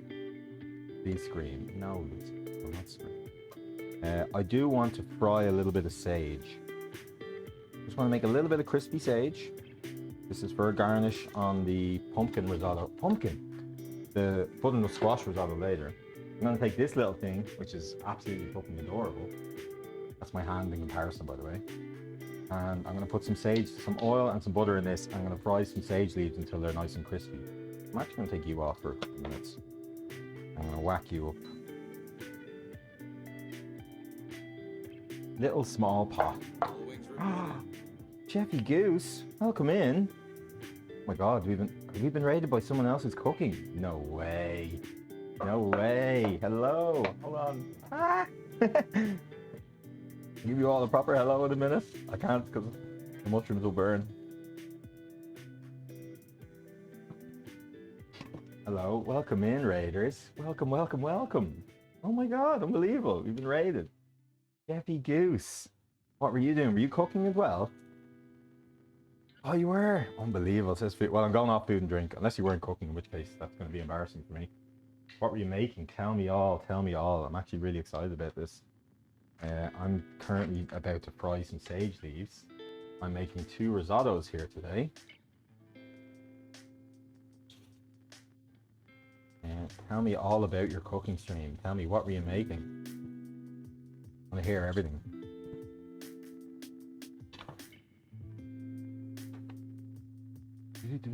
So I'm currently making 2 risottos. A butternut squash risotto and a mushroom risotto. You're coming towards the actual risotto point part of the stream, which an hour and 37 minutes in we still haven't got to. I'm still doing my prep work here. Once again, for everyone involved, a lot of this prep work is slightly over the top. My butter is beside the thing. So what I'm going to do now, actually, I'm going to drop some sage leaves in here and let them just get really crispy.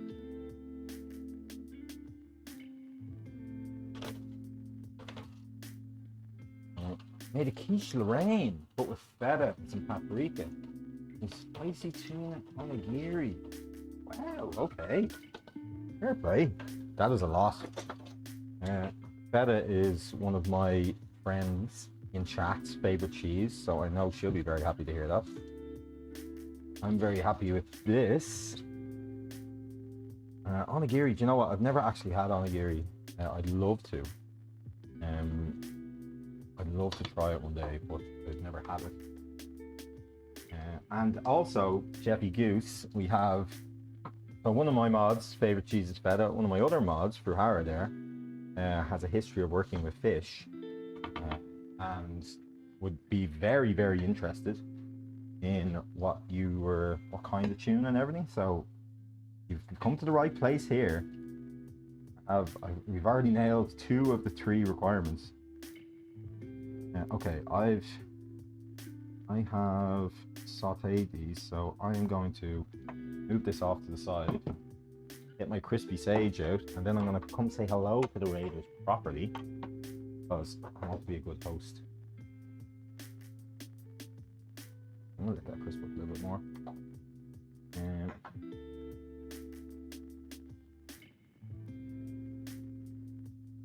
I'd love to make it bluefin. Oh, that would be nice actually. You know what? Fresh tuna, I don't like canned tinned tuna. But hello, welcome in. Sorry, I'm a bit all over the place because you caught me just as I'm about to start the risotto, which means we're going to be over there for the remainder of the stream until I'm finished and can plate up. So, hello, welcome in. My name, as I said, my name is John. I used to be a professionally trained chef. I've since become a software developer, but still have a passion for food. So I started streaming back in September, but I was doing games and going to TwitchCon with my friends there about a month ago. And I said, I better do a stream before I go over, so I'm not a hack. I said, you know what, I'll give cooking streams a go. And this is our 4th one now, and they're going really well. So we've met you fine people here today, so it has to be going well. So yeah, that's my whole story. It's nice to meet you all. So actually, I'm gonna swap back over.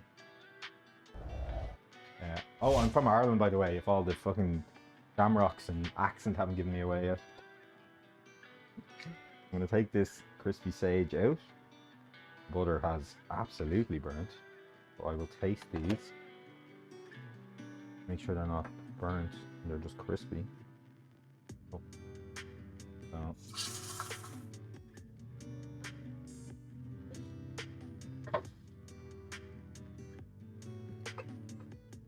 If they are burnt, we'll just do a few more.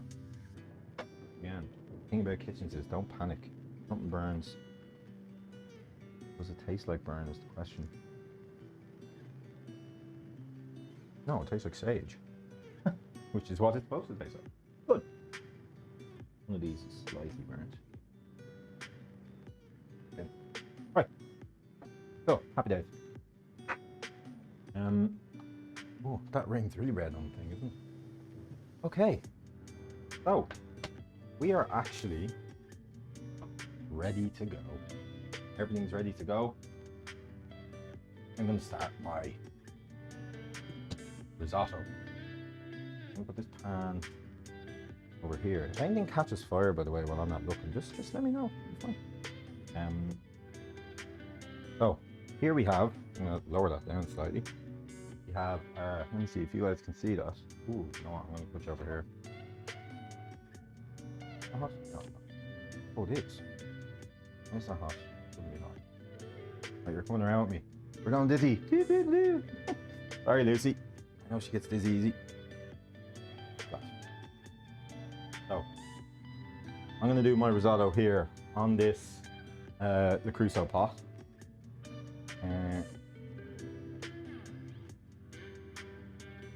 I'm going to start. So this is now starting to heat up. So what we're going to put in first is we're going to put in our shallots, which we spent time dicing earlier. I do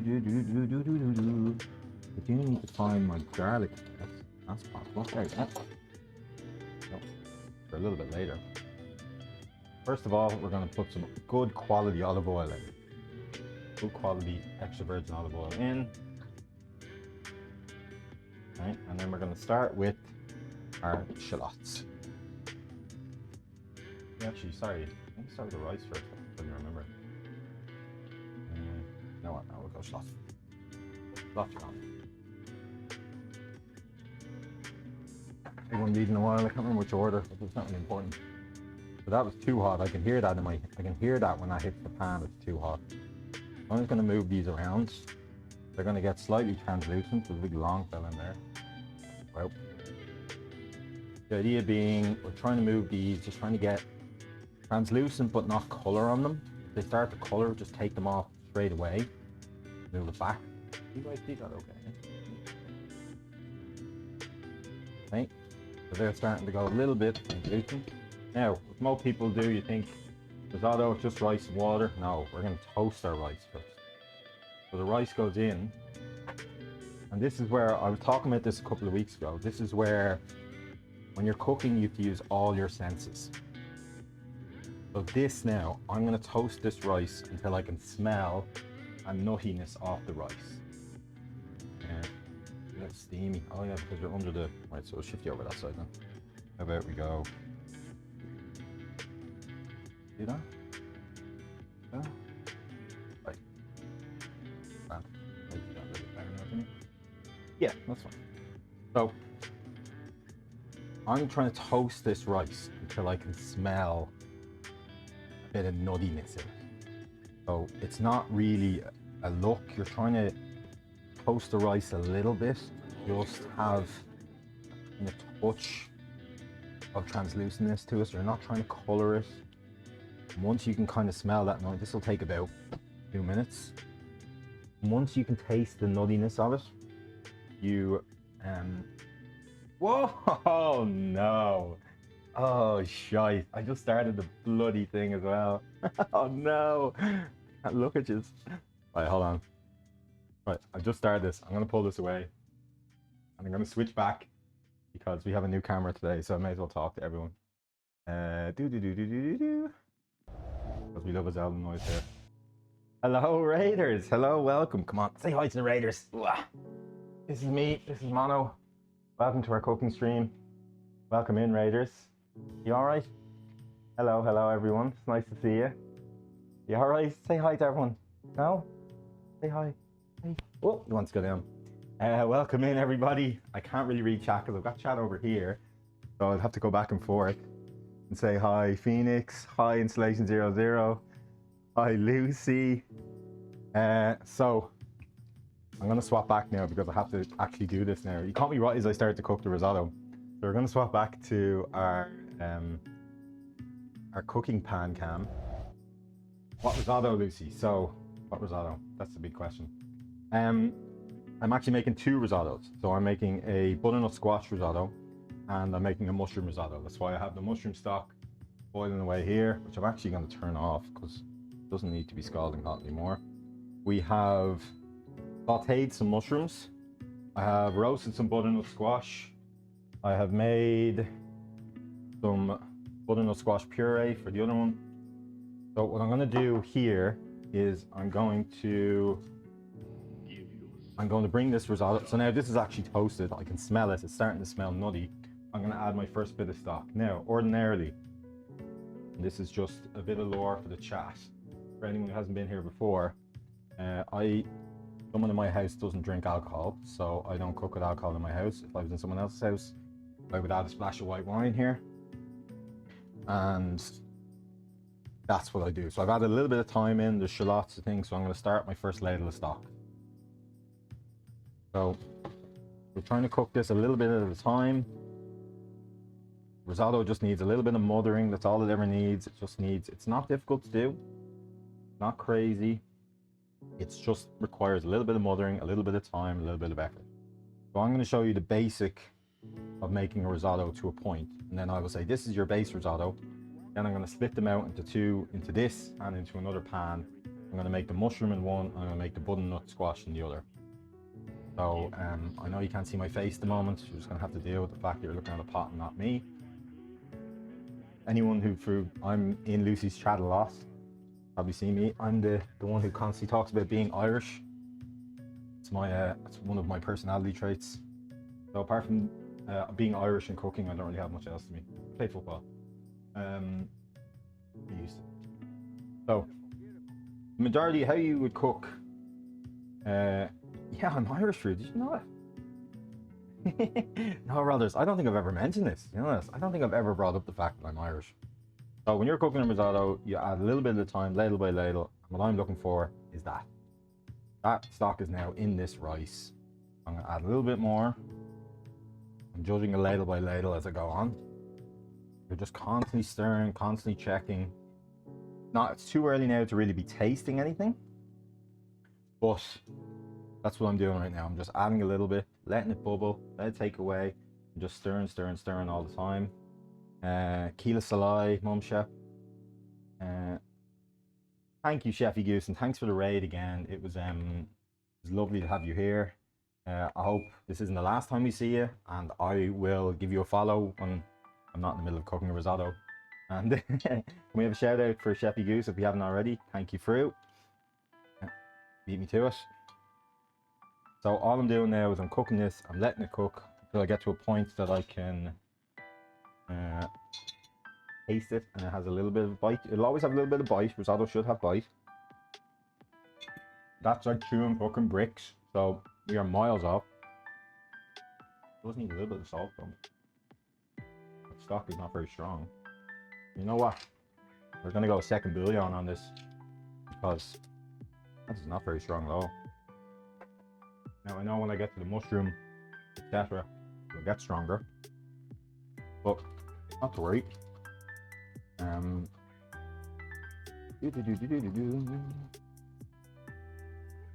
What rice do I use? You know what, Fruit? I went to the shop. There's a few you can get, a Borio, etc.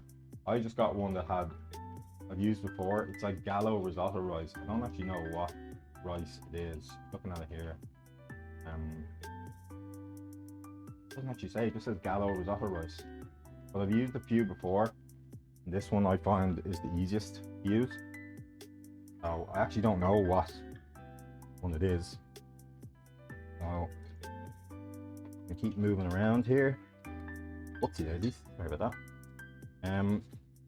But all the time here we're just moving, removing, we're stirring all the time. You're just trying to get this rice to slowly absorb the stock.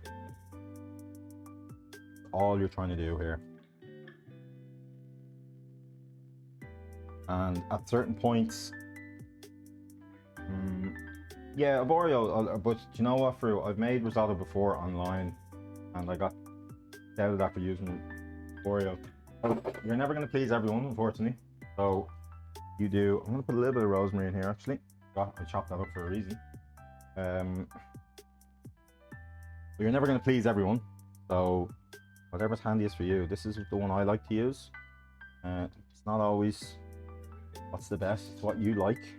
Once again, these are all recipes for the home cook. I'm not trying to be clever here. I'm not trying to be weird. While that's cooking, actually, I'm going to grate some Parmesan because you do have to finish risotto with a shit ton of Parmesan. That will be my next step.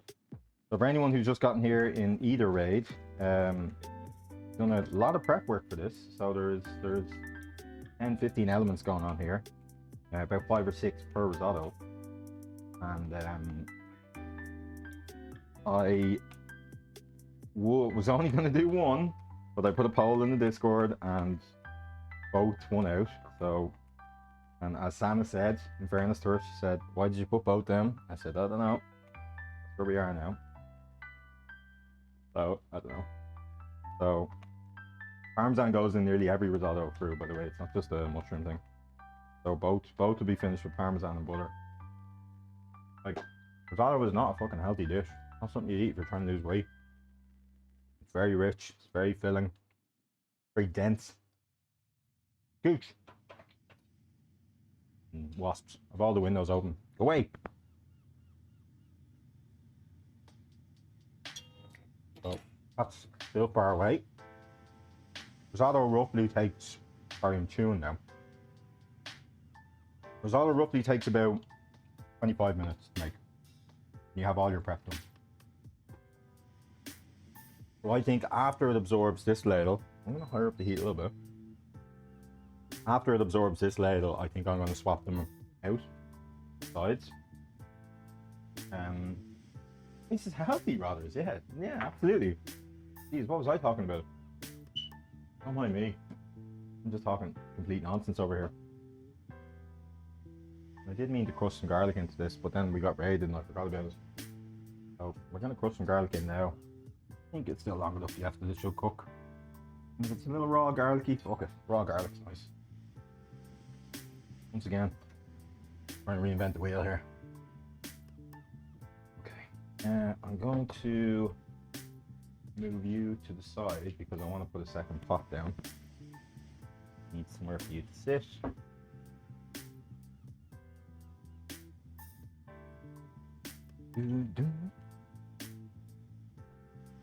So we're going to move on now and we're going to start to do both risottos.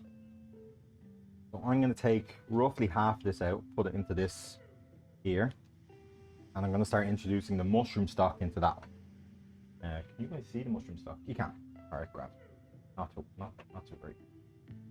Where did I put my ladle? Up here. A lot of babysitting. Absolutely. That is the key to it. Babysit this shit out of it. So I'm gonna just move a little over half out of here. Oh, we still have loads in here. That's still cooking away. We're gonna put you up to about an 8 as well.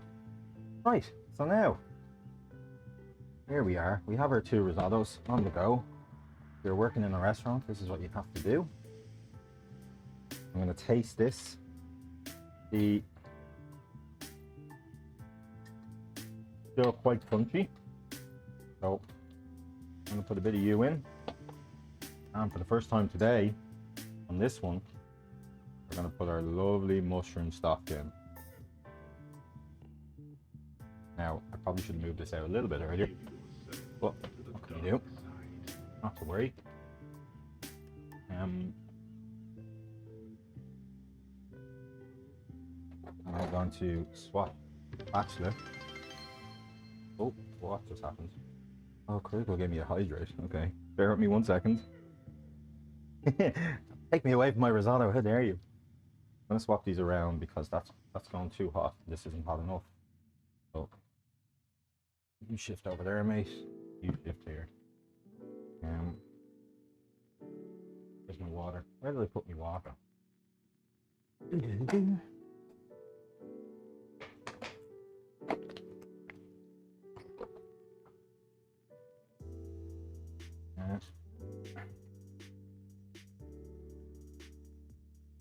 Okay, so now I have my mushroom risotto here.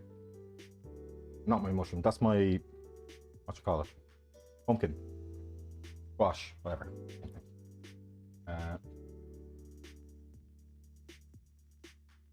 Eye Raiders, by the way. Sorry, I've been a bad humor. Oh, there's still a good bit of bitiness, still a good bit of crunch. But this will still take a bit of liquid into it. Now, what I'm gonna do slightly different. This is where the differences come in now. So, for the risotto on the left, we're gonna start to add our puree in, which is this guy. This is a butternut squash puree that we made earlier on in the stream. I'm gonna start just adding a spoonful of that in, a couple of spoons of that in. And that's what'll start to take it towards a squash risotto as opposed to a mushroom risotto. So it will absorb some of the liquid. I'm gonna cook that out a little bit now. You see that's starting to change color to a nice yellow. This is starting to go a bit kind of light brown because it's absorbing that mushroom stock.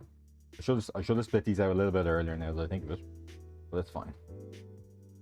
So we have our mushroom here, we have our squash here. What we're going to do later on is we're going to add some sauteed mushrooms through this, and I feel it's almost there. And give yourself to the dark oh, side. hey Lucy, I think you'd like the squash one more. I really do. Really do think you'd prefer the squash one. Don't ask me why, because you're a big sweet potato fan. I know you like mushrooms. Right, hold on. There. Oh, you're over here. Eat that. Thank you. Let me know what it tastes like. Actually, you know what?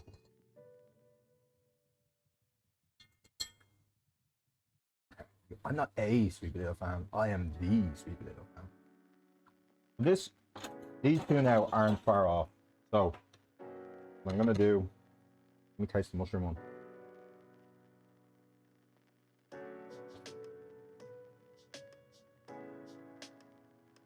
You're not far off. So, I'm actually going to chuck some mushrooms into this.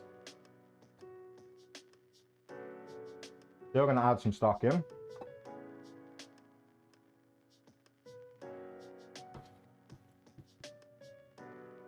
That's slightly more mushroom than risotto now, but we move on. I may have gone a bit overboard with the mushrooms here. Doesn't matter. Fuck it. Here once. And stock has gone in now.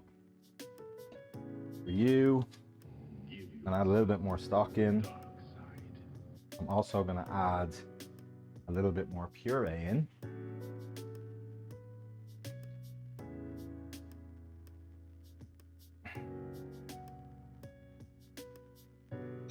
Tell you what, as far as purees go, that's very good. If I do say so myself, if I want to really be nice about it to myself, yeah, I forgot I'm going to cut up a little bit of rocket and put it through the squash one as well. If I want to blow my own torch, like, blow my own torch, it's not fucking saying.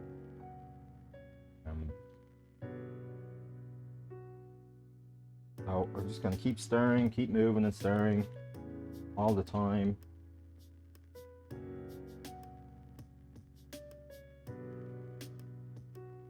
Now, I'm going to take this to a point where it's going to be still going to be quite thick, but we're going to finish it, or quite thin, or thick, yeah, where I like where you can run through it, and that happens, but it's still a bit too liquidy for me, same with this one.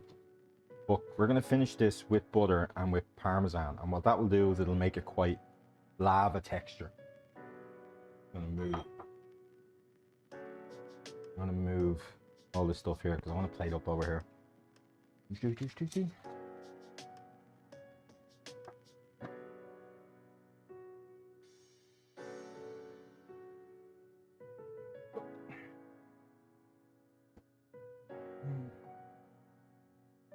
So this is nearly done.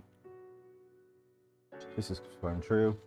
This one is also almost there. So I'm going to start my greens in now, which is I'm going to put a bit of rocket into my butternut squash one, as well as a little bit of parsley, which I've chopped up over here. And into the mushroom one, I'm going to go pure parsley.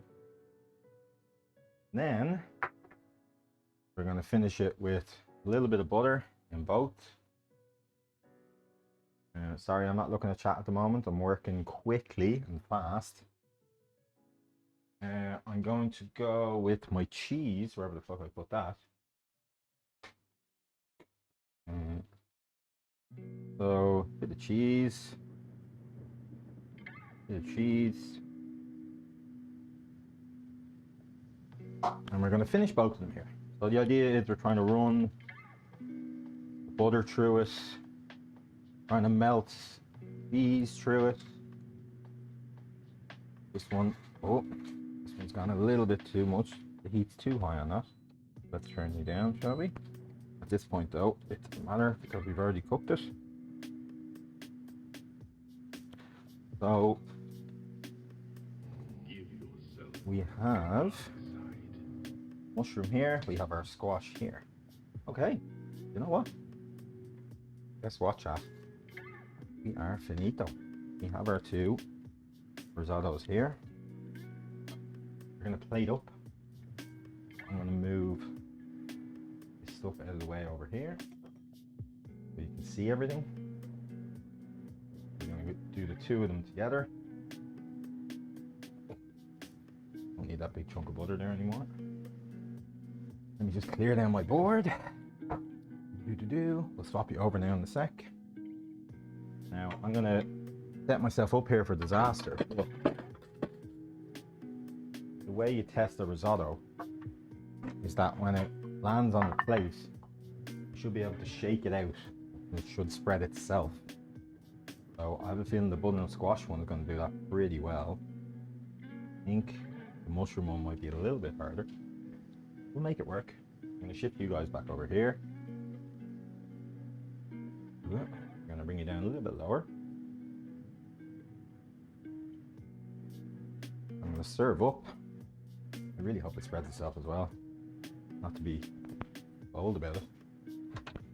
So, first things first, let's test the mushroom one because that's gonna go very quickly, I think. Oh, I think this is too far gone, unfortunately, but we move on.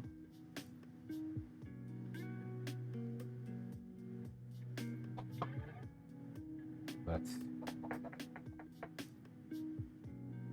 supposed to kind of worked. And next step we will go. We're running out of spoons here. Yeah, this one. I'm expecting this one to be a lot cleaner. So, have our squash one.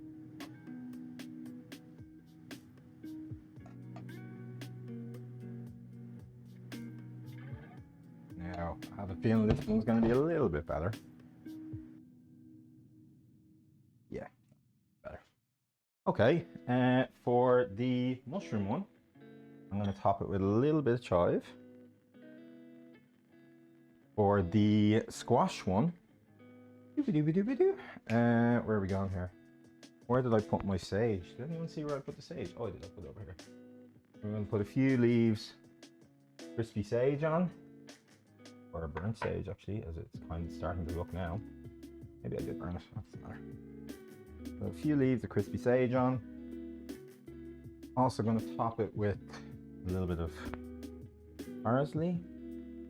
And then we are going to go with, we're going to actually shave some parmesan onto it.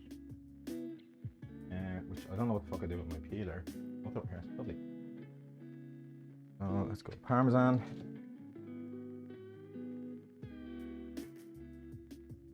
Take this block of parmesan. I'm just gonna put a few large, because there's already parmesan running through this. So this is all just for show. Large, good long strips of Parmigiano Reggiano. And there we have it. It only took 2 hours. This shit ton of prep. Move you guys back over here. Oh, I don't know what the hell that was. Move that puree out of here. So I can talk to you guys while this is happening. Okay. There we have it. Are we happy? Would anyone like to see either one of them up close? The mushroom one got a little bit too cooked for my liking. It's a little bit hard, but we move on. Squash one turned out really well. Oh, first of all, we have our squash one, which is the one the photos will be getting taken of. Oh no! We forgot something. We forgot that we spent the very first part of the stream roasting some butternut squash. So let's put a few dabs of roasted. That's been sitting in the fucking oven for about an hour now. So this actually, these should have went in about a minute before we finished. So instead, they're getting dabbed on at the end. I forgot we did that. So, I don't think there's anything else. We have, let's go again. This is our, where's the camera? This is our butternut squash risotto. Beautiful. This is our mushroom risotto. Equally as beautiful. Once again, there's a lot of stuff I've done here. So let's do it. Oh, where are you going? Let's just do a swap over again. Hello, welcome. A lot of things I've done here today are kind of chefy poncy things. The base of risotto, like I didn't need to make a mushroom stock. I didn't need to add crispy sage. I didn't need to, no, I'm gonna take the dry cam off because I'm gonna take a photo, otherwise Lucy/Lufa will kill me if I don't. There's a lot of stuff I didn't need to do. What are you looking at?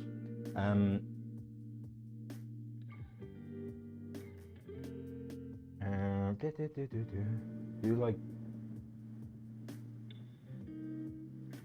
Yes, I will take a picture, otherwise you will absolutely kill me.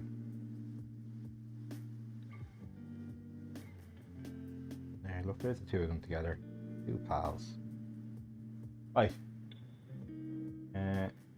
You like new cam, yeah? Doesn't it make me look really built? It's great, that's why I bought it. Just go, you know, tricep in. So I'm gonna taste these now.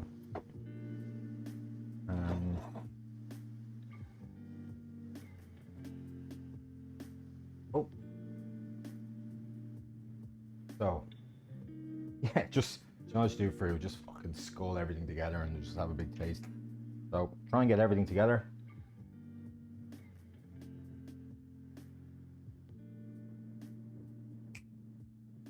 Tell you what, not to toot my own horn here, but that is very good. That is very good. I will give myself a bit of props for that. That's really good. Oh, do you like that, Brew? Yeah? Good little clown horn. Oh my god.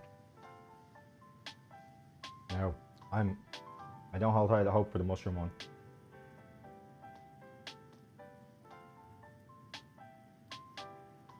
A little bit dry. I had that pan on too hot, unfortunately. Still tastes good. The weird thing is, because of the Parmesan, because of the butter, you don't have to season these too much.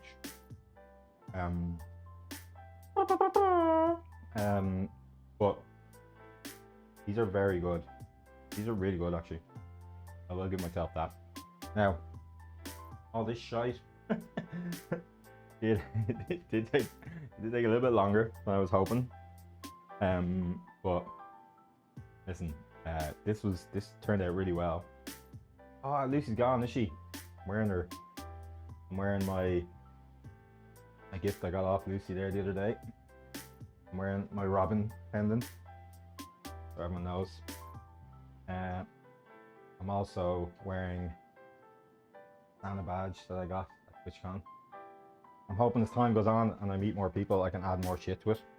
And by some stage, the whole apron will be just full of shit.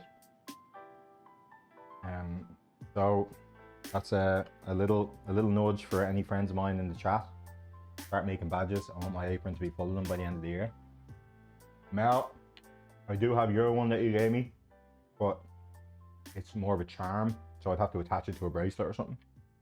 You gave me like a little flower, which is nice.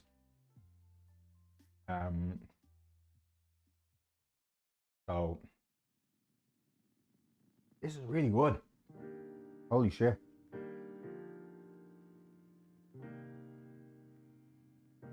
This is spectacular. I haven't made this in years. I've made that a few times over the years, the mushroom one. I haven't made the squash one in a long time. That is really good. I'm like... Dogs meet me here. Try not to step on them. This is... You know what? If my job ever gets stolen by AI, I'm fucking grand. I'll tell you that for free. Oh, Lucy, you're back. Stay here for a sec. Have a bum.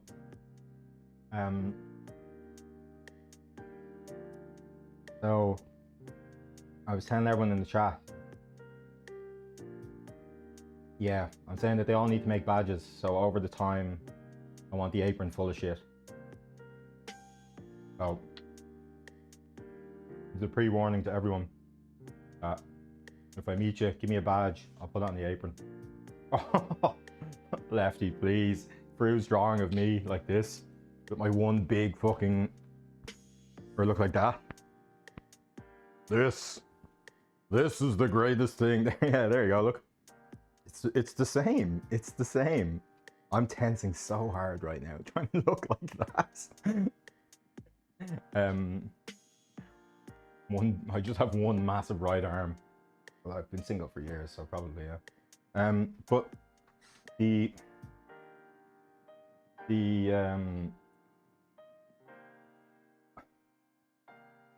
I just, that got me. Sorry, I'm too intrigued by this butternut squash risotto here. That's the whisking arm, Lefty. Thank you. How are you supposed to whisk? Exactly, that's my whisking arm. Anyway, doesn't matter. Not to worry. But I'm gonna eat this whole thing. This is, I'm not messing. This is spectacular. You know, as I said, if AI ever decides to rob my job, I'm just go work in a restaurant again. That was really nice. Oh, that's true actually. So I had known Lucy. You know what, Lucy? I'm gonna have to eat them both. No one in my family would eat a risotto, so I think this is all just gonna be eaten by me over the next couple of days. What you call it?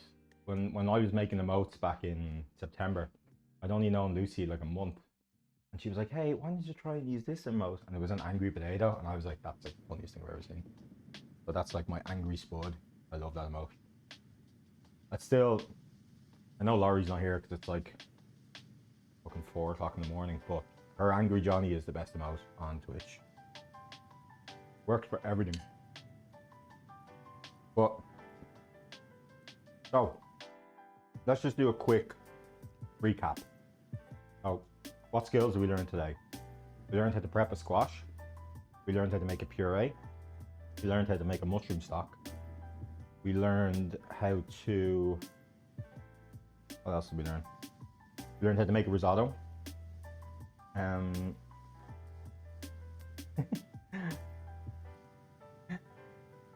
If I did hate Grufa, I wouldn't have tried to put her on Lucy's stream earlier and had a big massive one.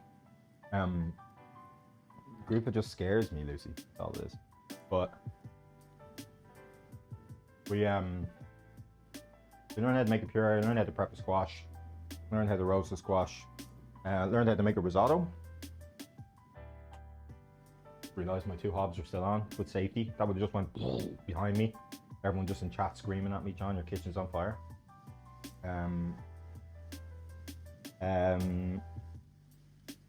What else did we do?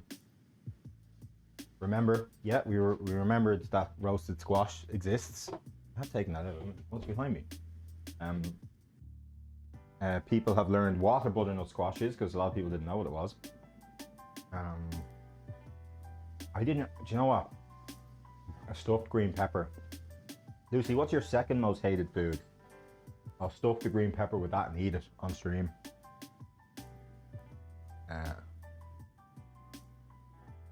Oh my god.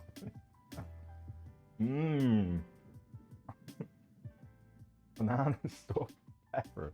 Stuffed green pepper with banana. You're a monster. You don't like bananas. That's wrong with you people. Banana. And in a green pepper. You know what? I should tell the sub go and just eat it. If I get there. Although the size of this channel, the sub go will probably be like 3. But actually, sorry, let's just tell this story, Lucy, shall we? Right. Let me set you a scene here. Morning 1 of our second day on TwitchCon. We're sitting at a table. Benny goes out and gets granola for his breakfast, right? He comes back, pours the granola.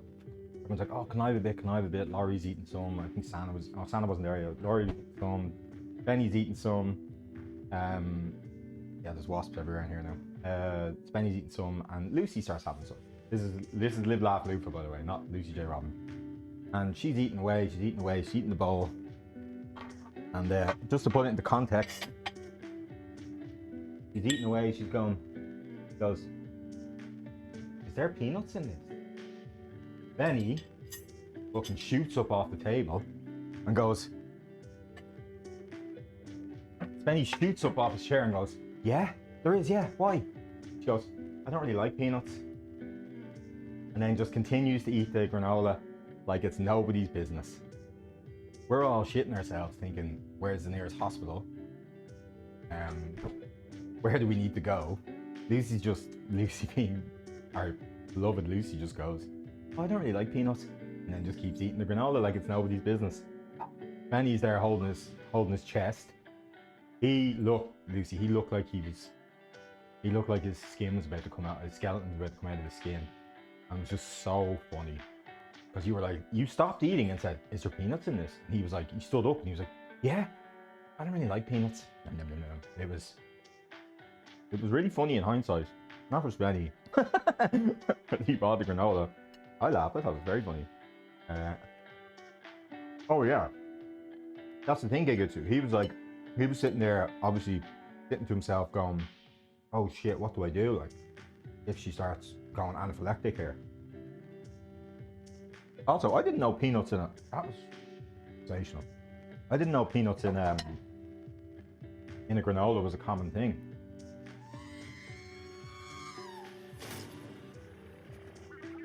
Oh, Lefty, sorry. I missed a load of shit here. He was gigantifying emotes. Oh no, you gigantified the LOL ones, which shows the fact I made it using AI. It says AI in the corner. I mean, I designed to make all my own emotes. Jesus Christ, like, I need to get this for $1 enemy. I'm gonna keep eating this shit. But, I know, Lucy. It was just so funny. Cause you're just so unbothered by everything. It's just really funny. But yeah. So I'm just gonna keep eating if I keep talking to you guys. So I'm gonna put that away. I'm gonna say, does anybody have any questions about anything we went through today?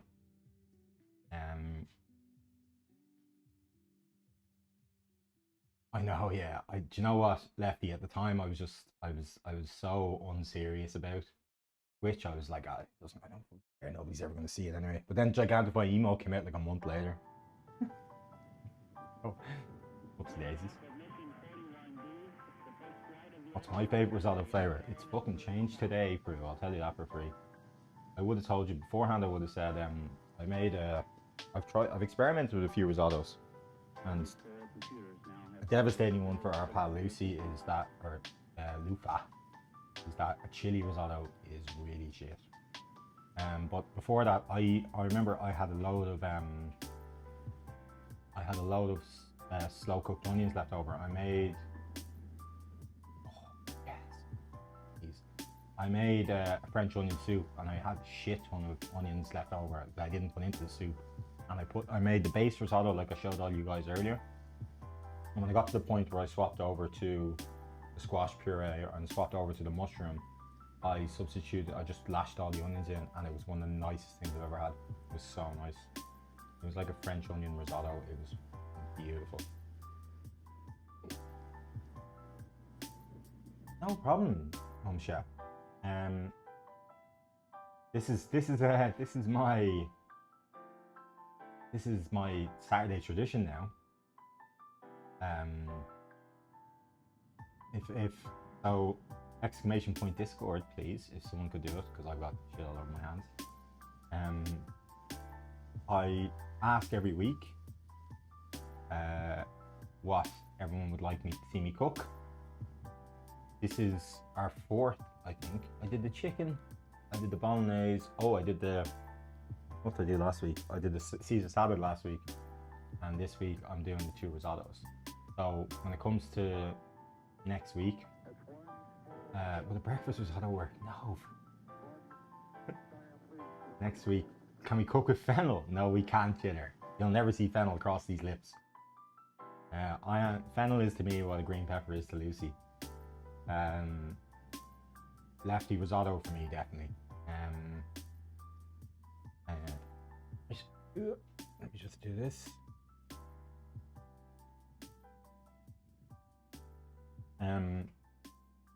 Fennel is, I'm not a big fan of aniseed in general, so for me fennel is just not nice.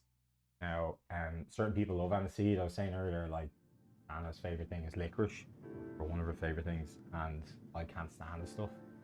So for me, things like star anise things like fennel, things that are quite aniseedy, are just a bit.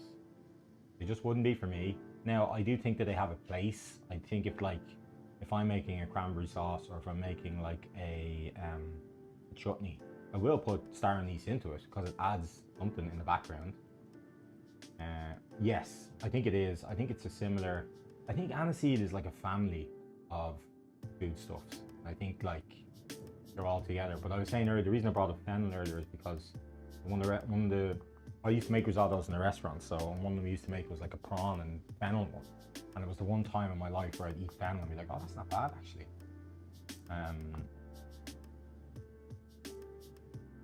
So liquor rice. Yeah, we love putting liquor rice into stuff. But the yeah, it's the one time I genuinely did enjoy fennel. It definitely wouldn't be my thing at all. But that's why I said earlier I was trying to get the guy. I forgot it was called fennel, and we were trying to guess what I was talking about without me googling. So yeah. Oh yeah, it's lefty. So I'd be way more risotto than I would be paella, because usually paella is made heavy seafood. When this is because I worked with a guy from Valencia. A traditional Valencia paella doesn't have any seafood in it at all. It's made with, what are the three meats? It's chicken, rabbit, and snail. It's the original paella recipe, the first one. I'd love to try that. That would be interesting. I've had snails before and they're quite boring. They just don't taste like anything. They taste like they were soaked in garlic butter, so they just tasted like garlic butter. So I would try that, but like the prawns I like, but like the majority of other seafood I wouldn't be too gone on. You were massively into fennel as a baby. That's such a bizarre thing. That'd be like me turning around and go, no, my mother said I was really into what's the fucking thing? I was really into coriander when I was 6 months old for some reason. Being into fennel as a baby. How do you discover that? How do you discover you're into fennel? I will do a seafood episode, but I will do a seafood episode of stuff that I like. So I would eat. Oh, fennel tea. Okay, yeah, fair. I am gonna do a fish and chips one day. I know I said that to you and Lucy on Monday, but I am gonna do fish and chips someday. That just does require me to make up my own deep fryer, which is pain in the arse, and then you end up going, well, I have a fryer, I may as well make a schnitzel, or I may as well make some chips, I may as well make some scampi, and then you eat like shite for a week. Really delicious shite, but it's deep fried stuff.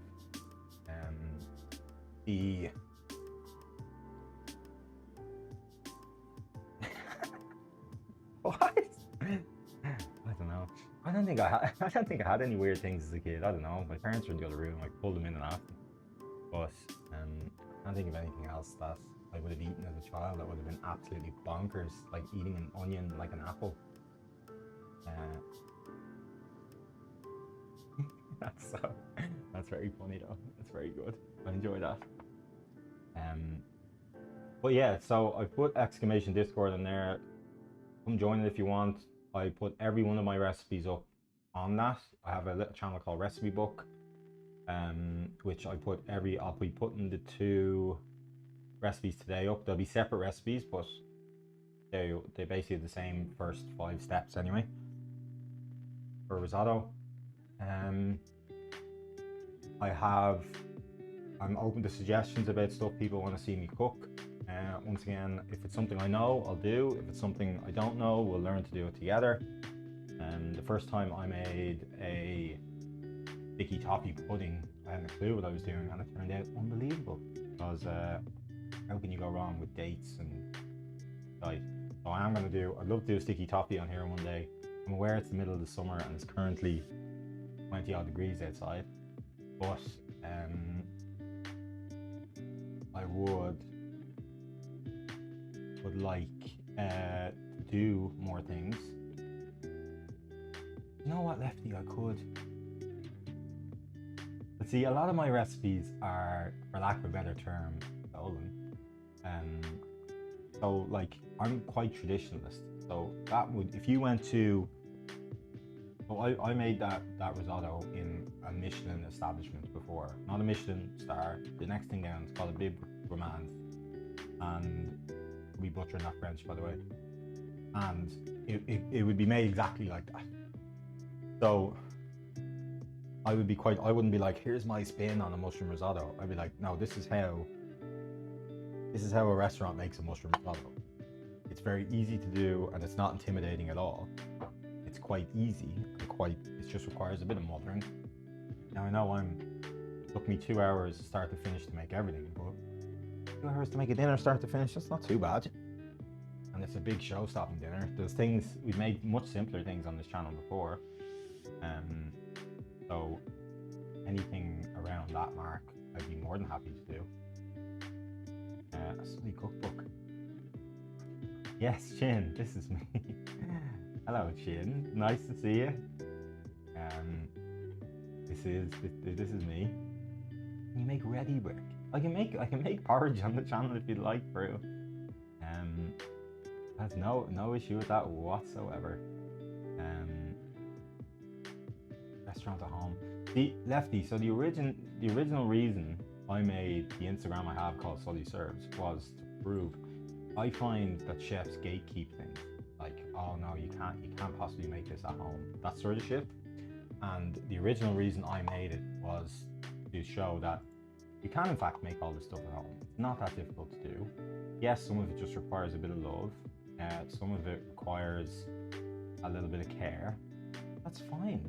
You know, like all these things, it's still like putting a bit of love and effort into food is what makes it nice. And it's, you know, yeah, there's such thing as a quick dinner, but there's a nice quick dinner you can do. Like, there's a chef across the road who used to work in the restaurant I worked in before me.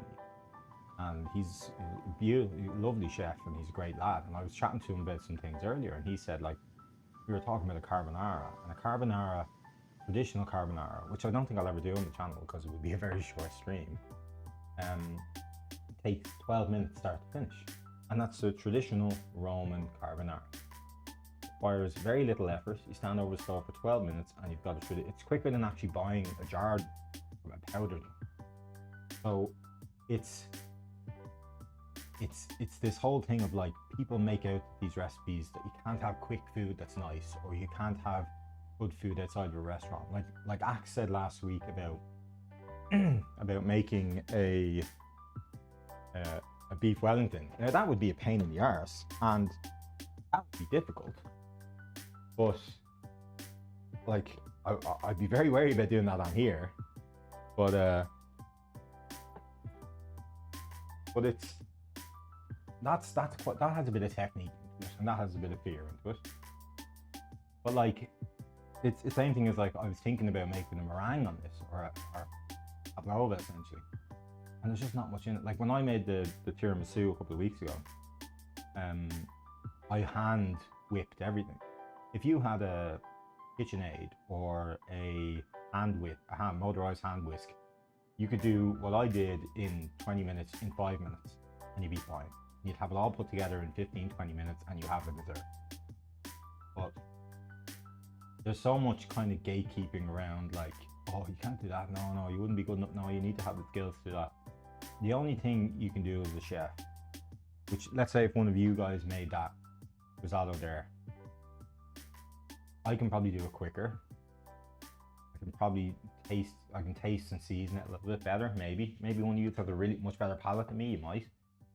And, you know, things like the parsley would be cut finer, and the onion, the shallots would be cut finer. That would literally be it. Like, if you follow the recipe directly, note for note, and trusted like your human instinct, you'd probably be fine. It just wouldn't be that. It wouldn't be that difficult. Like, and that's the whole thing. It's like, the reason I do these streams and the reason I do Fully Serves is to show that, like, food, a lot of dishes aren't that difficult. They're just, you go out and you're going, oh my god, why is this so nice when you go to a restaurant?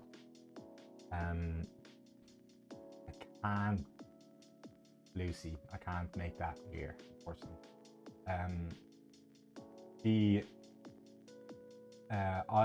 The reason why, like, you can't. Reason why, actually, do you know what? I'll show you exactly why things in restaurants taste better. 2 reasons.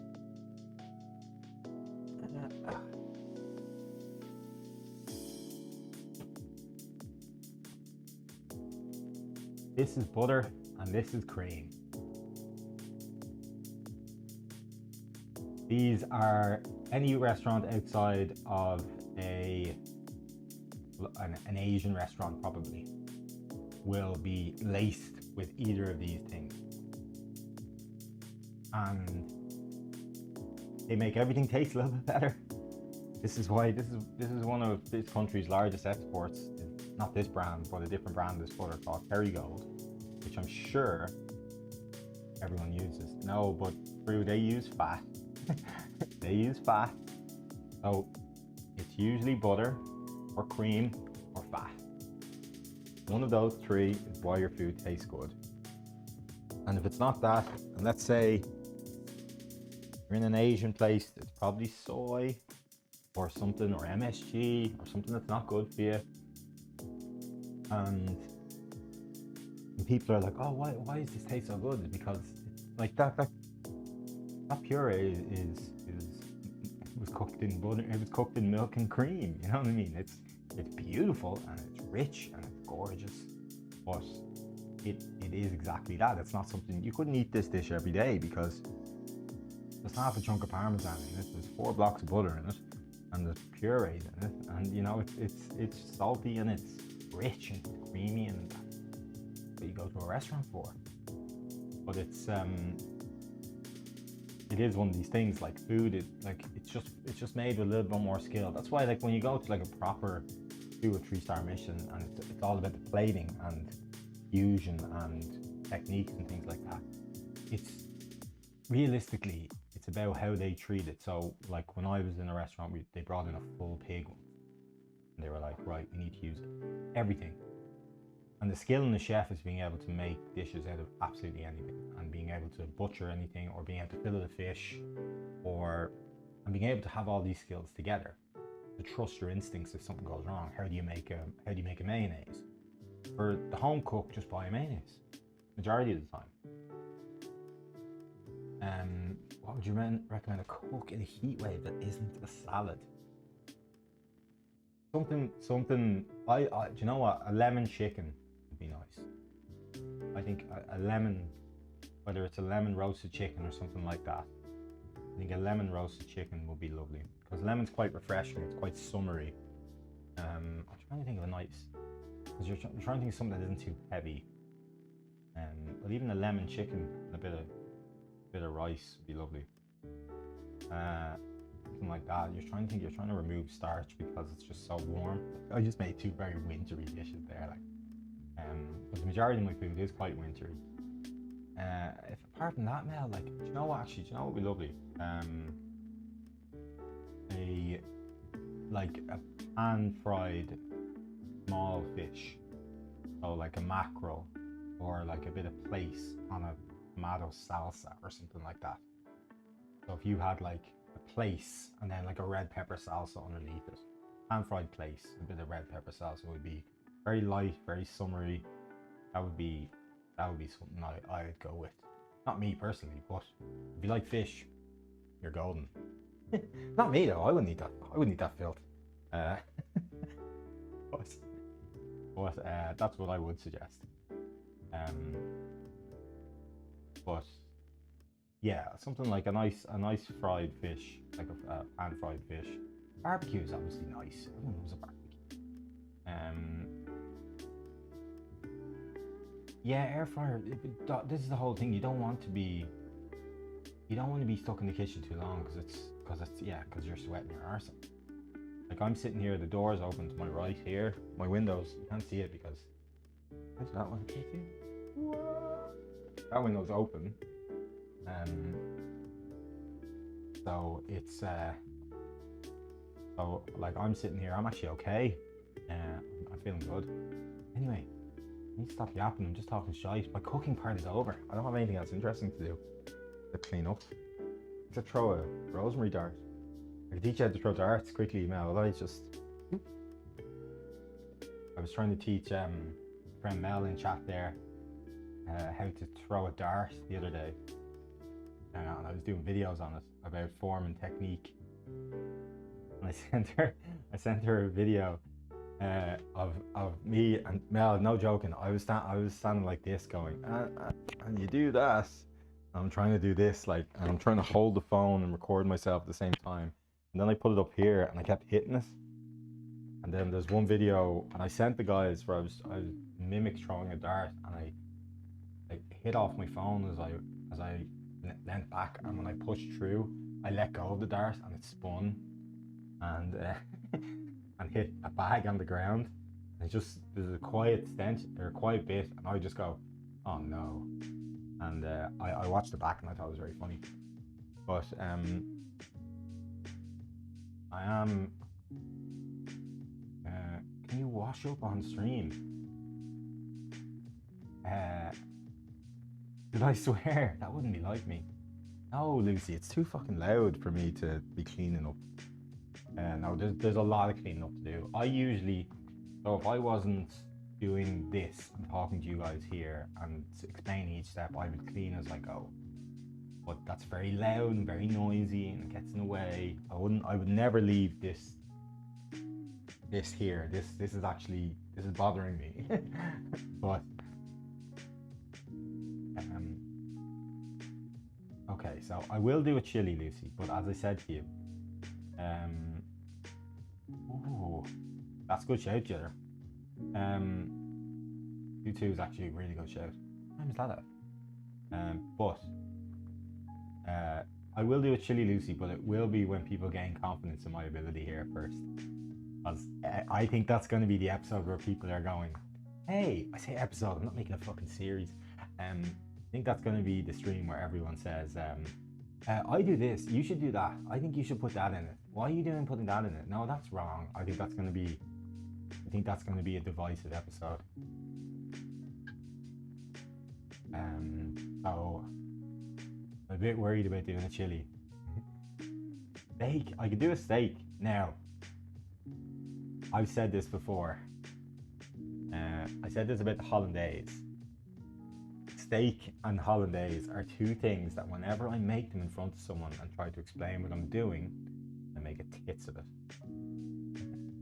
So I will 100% overcook the steak.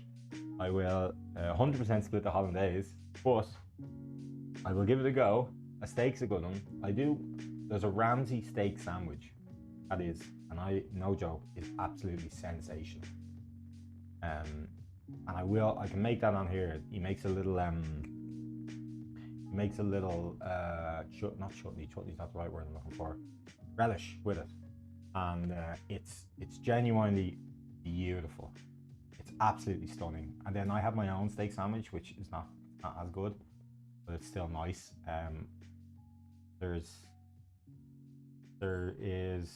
It's on Sully Serves anyway. But I'd like to do another dessert. I'd like to do a pavlova maybe, if I can. Now that has to cool down for like an hour or two.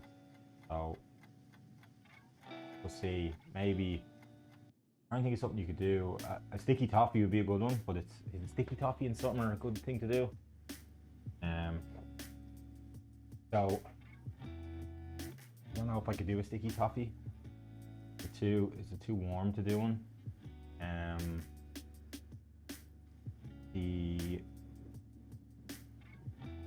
So I don't know. Find out. Like, if I was doing a sticky toffee, I could do a sticky toffee because I can make my own caramel sauce, which is lovely. That would be nice. Prawns and Bruza sauce. What the hell is that? Put it in the Discord. I'll have a look at it. I do do a nice Cajun pasta, which I could do. And this is a mix of cake. But once again, any Americans in the chat are gonna go after me. That Cajun pasta dish is actually quite nice. Yeah, so Lucy, most of my dishes are very wintry. So I did see your fried rice. You said breakfast fried rice worked, and I said no, it wouldn't, Drew. But A lot of my stuff is very quite heavy and quite wintry. That would be my specialities. During the summer, like I'm after making mushroom risotto and a squash risotto. I can't even make a pumpkin one because they're not in season. So I have 40 more minutes to talk and then I can raid back into Lucy. I wonder.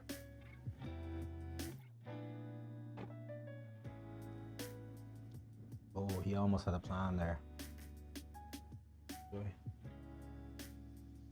No, never mind. I was actually gonna do something. I was gonna show you how to make chantilly cream, but I can't because I don't have any vanilla. Oh my god, how did I get squash on the wall? That would have taken up half an hour. See, this is the thing though. This is where you're kind of like, you know, why did I want to become a chef? It's because I want to be able to open my fridge and go, I have blank, I have blank, I have a blank, I can make.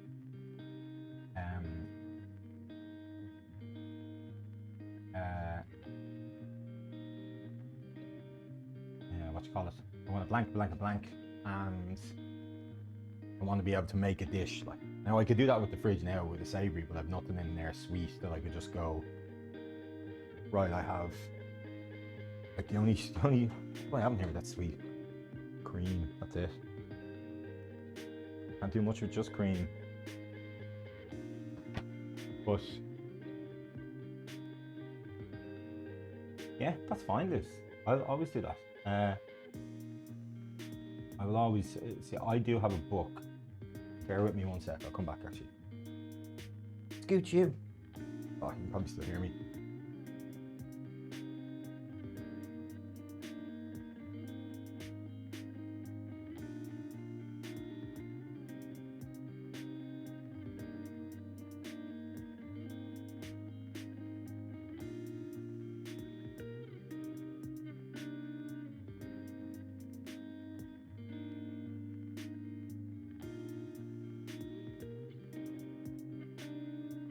Hi, I don't know if you can hear me. I did walk far away from that. So, this is La Russe Gastronomie. I'm sure I've butchered the French there. This is essentially what, this was in 2 of the 3 kitchens I worked in. This is essentially the chef Bible. This has a basic recipe for every dish you could possibly think of. And it's basically the chef's equivalent of a training manual. It has pretty much every cut of meat you can think of, every nut you can think of. I don't know what else in here. There's a load of, you know, how to shuck scallop. So just read it to you. Just be like, day 47. Here we go. And read like your man, the Witcher guy. That the main guy in The Witcher who just talks like this all the time. It's always like he had something stuck in his voice. That his voice must be in a heap when he goes home, like. But right, just give me a classic dish of something, and I'll see if it's in here. And we might be able to find it. Don't say something silly. Hey, mash.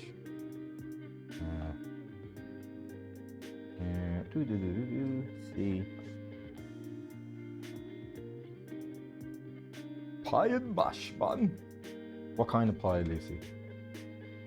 Or is it just general pie?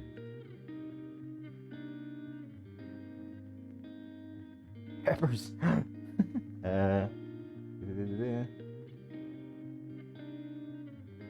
So, fish pie. I have a steak and kidney pie, I have a chicken pie, I have a basic salmon pie, apple pie, steak and kidney, right? So 1018. Come on, Lucy, you'll laugh at this. You'll enjoy this. Look at this page.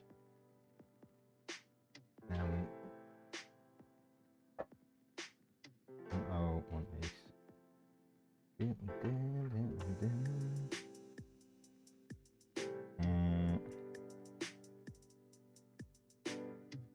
It was a tart. It said it was a list of tarts. So yeah, it says steak and kidney pie, a British speciality consisting of hot pie with a filling of lean beef and kidney, which are added onions and mushrooms, sometimes potatoes, hard-boiled eggs, or oysters. Steak and kidney pudding has the same filling, which is packed raw into a pudding basin mold, lined with suet dough, and cooked by boiling or steaming for several hours. And then there's a full steak and kidney pie recipe here. Now it is just written in plain text. So this is like the basic. Oh, are you alright, mate? Don't trip on that cable. It is just a basic for steak and kidney pie, but you can then. Oh, there you go. Will the Cornish pasty be in here? No. Could be. CONDOF.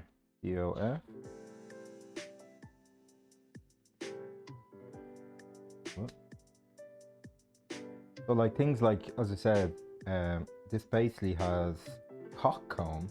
Oh, I don't want to eat that. Cock's kidneys. No. What's it called? Cornish pasty, isn't it? or corned beef, cornmeal, corn fritter. No, it's not. It might be under pasties or pastries. Anyway,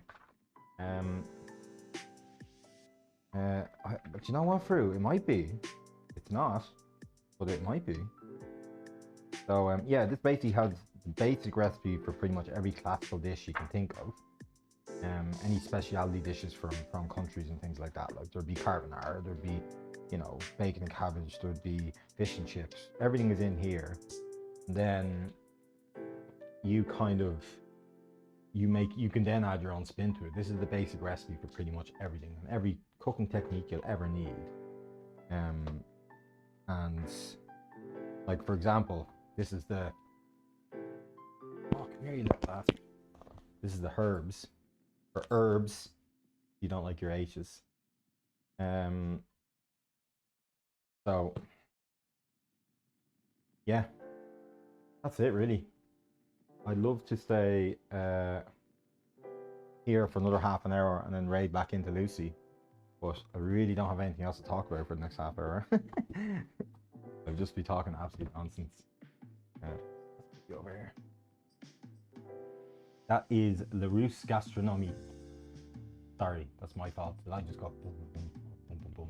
Give yourself to the dark side. Ah! Sorry, am I supposed to call out followers? I can't remember if I do that or not. Hi Sims, welcome in. Away. Hello Sims. Hello Dot. Oh no, people are joining. What do I do now? You missed all the cooking. I made 2 risottos. One of them is still here. I made a butternut squash risotto. And I made a mushroom risotto. Let me just do one of these.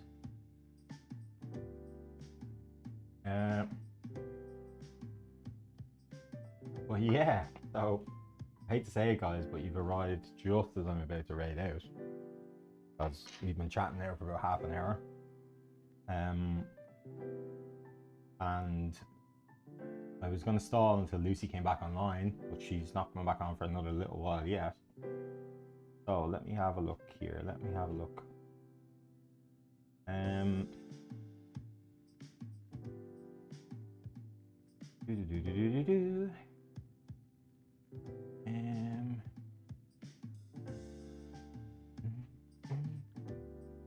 Oh my god, well done Sims, that's unbelievable. Make a fancy cheese toasty. I can just, do you know what, I could do that. I could make a bechamel and make a Welsh rarebit. Doo-doo. Where can we go? Where can we go?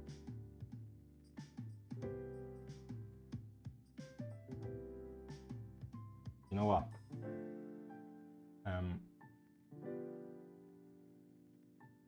Oh, Dana. That's for you, in case you can see it. Probably can't see it.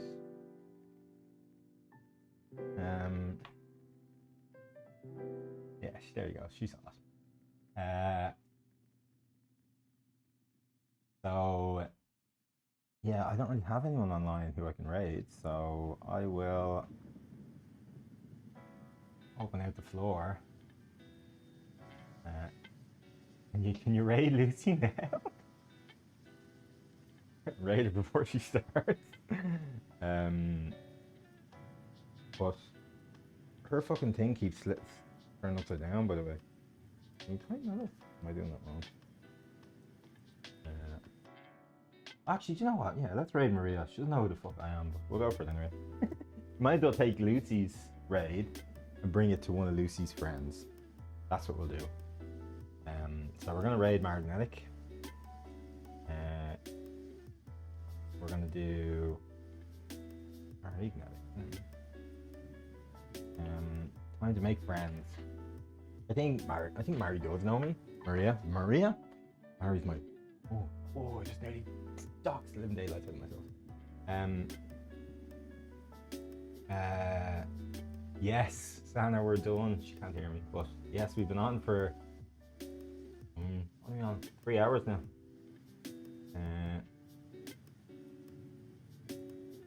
Yeah, that's the right one. Oh, I put the ad in. I always put the ad in.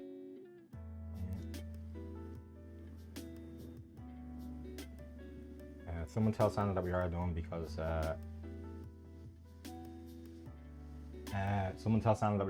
she can't hear me.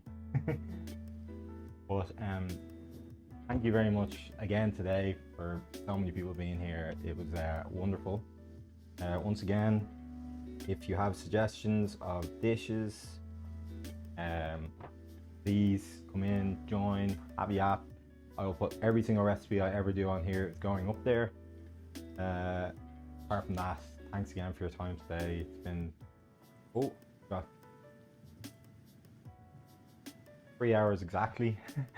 So welcome in. Thanks for showing up again today, and I'm gonna go to the ending screen because I tend to forget I'm here. So thank you very much everyone again. I love you all, and please be nice in Magnetic stream. Love you all. Bye bye bye bye bye bye bye.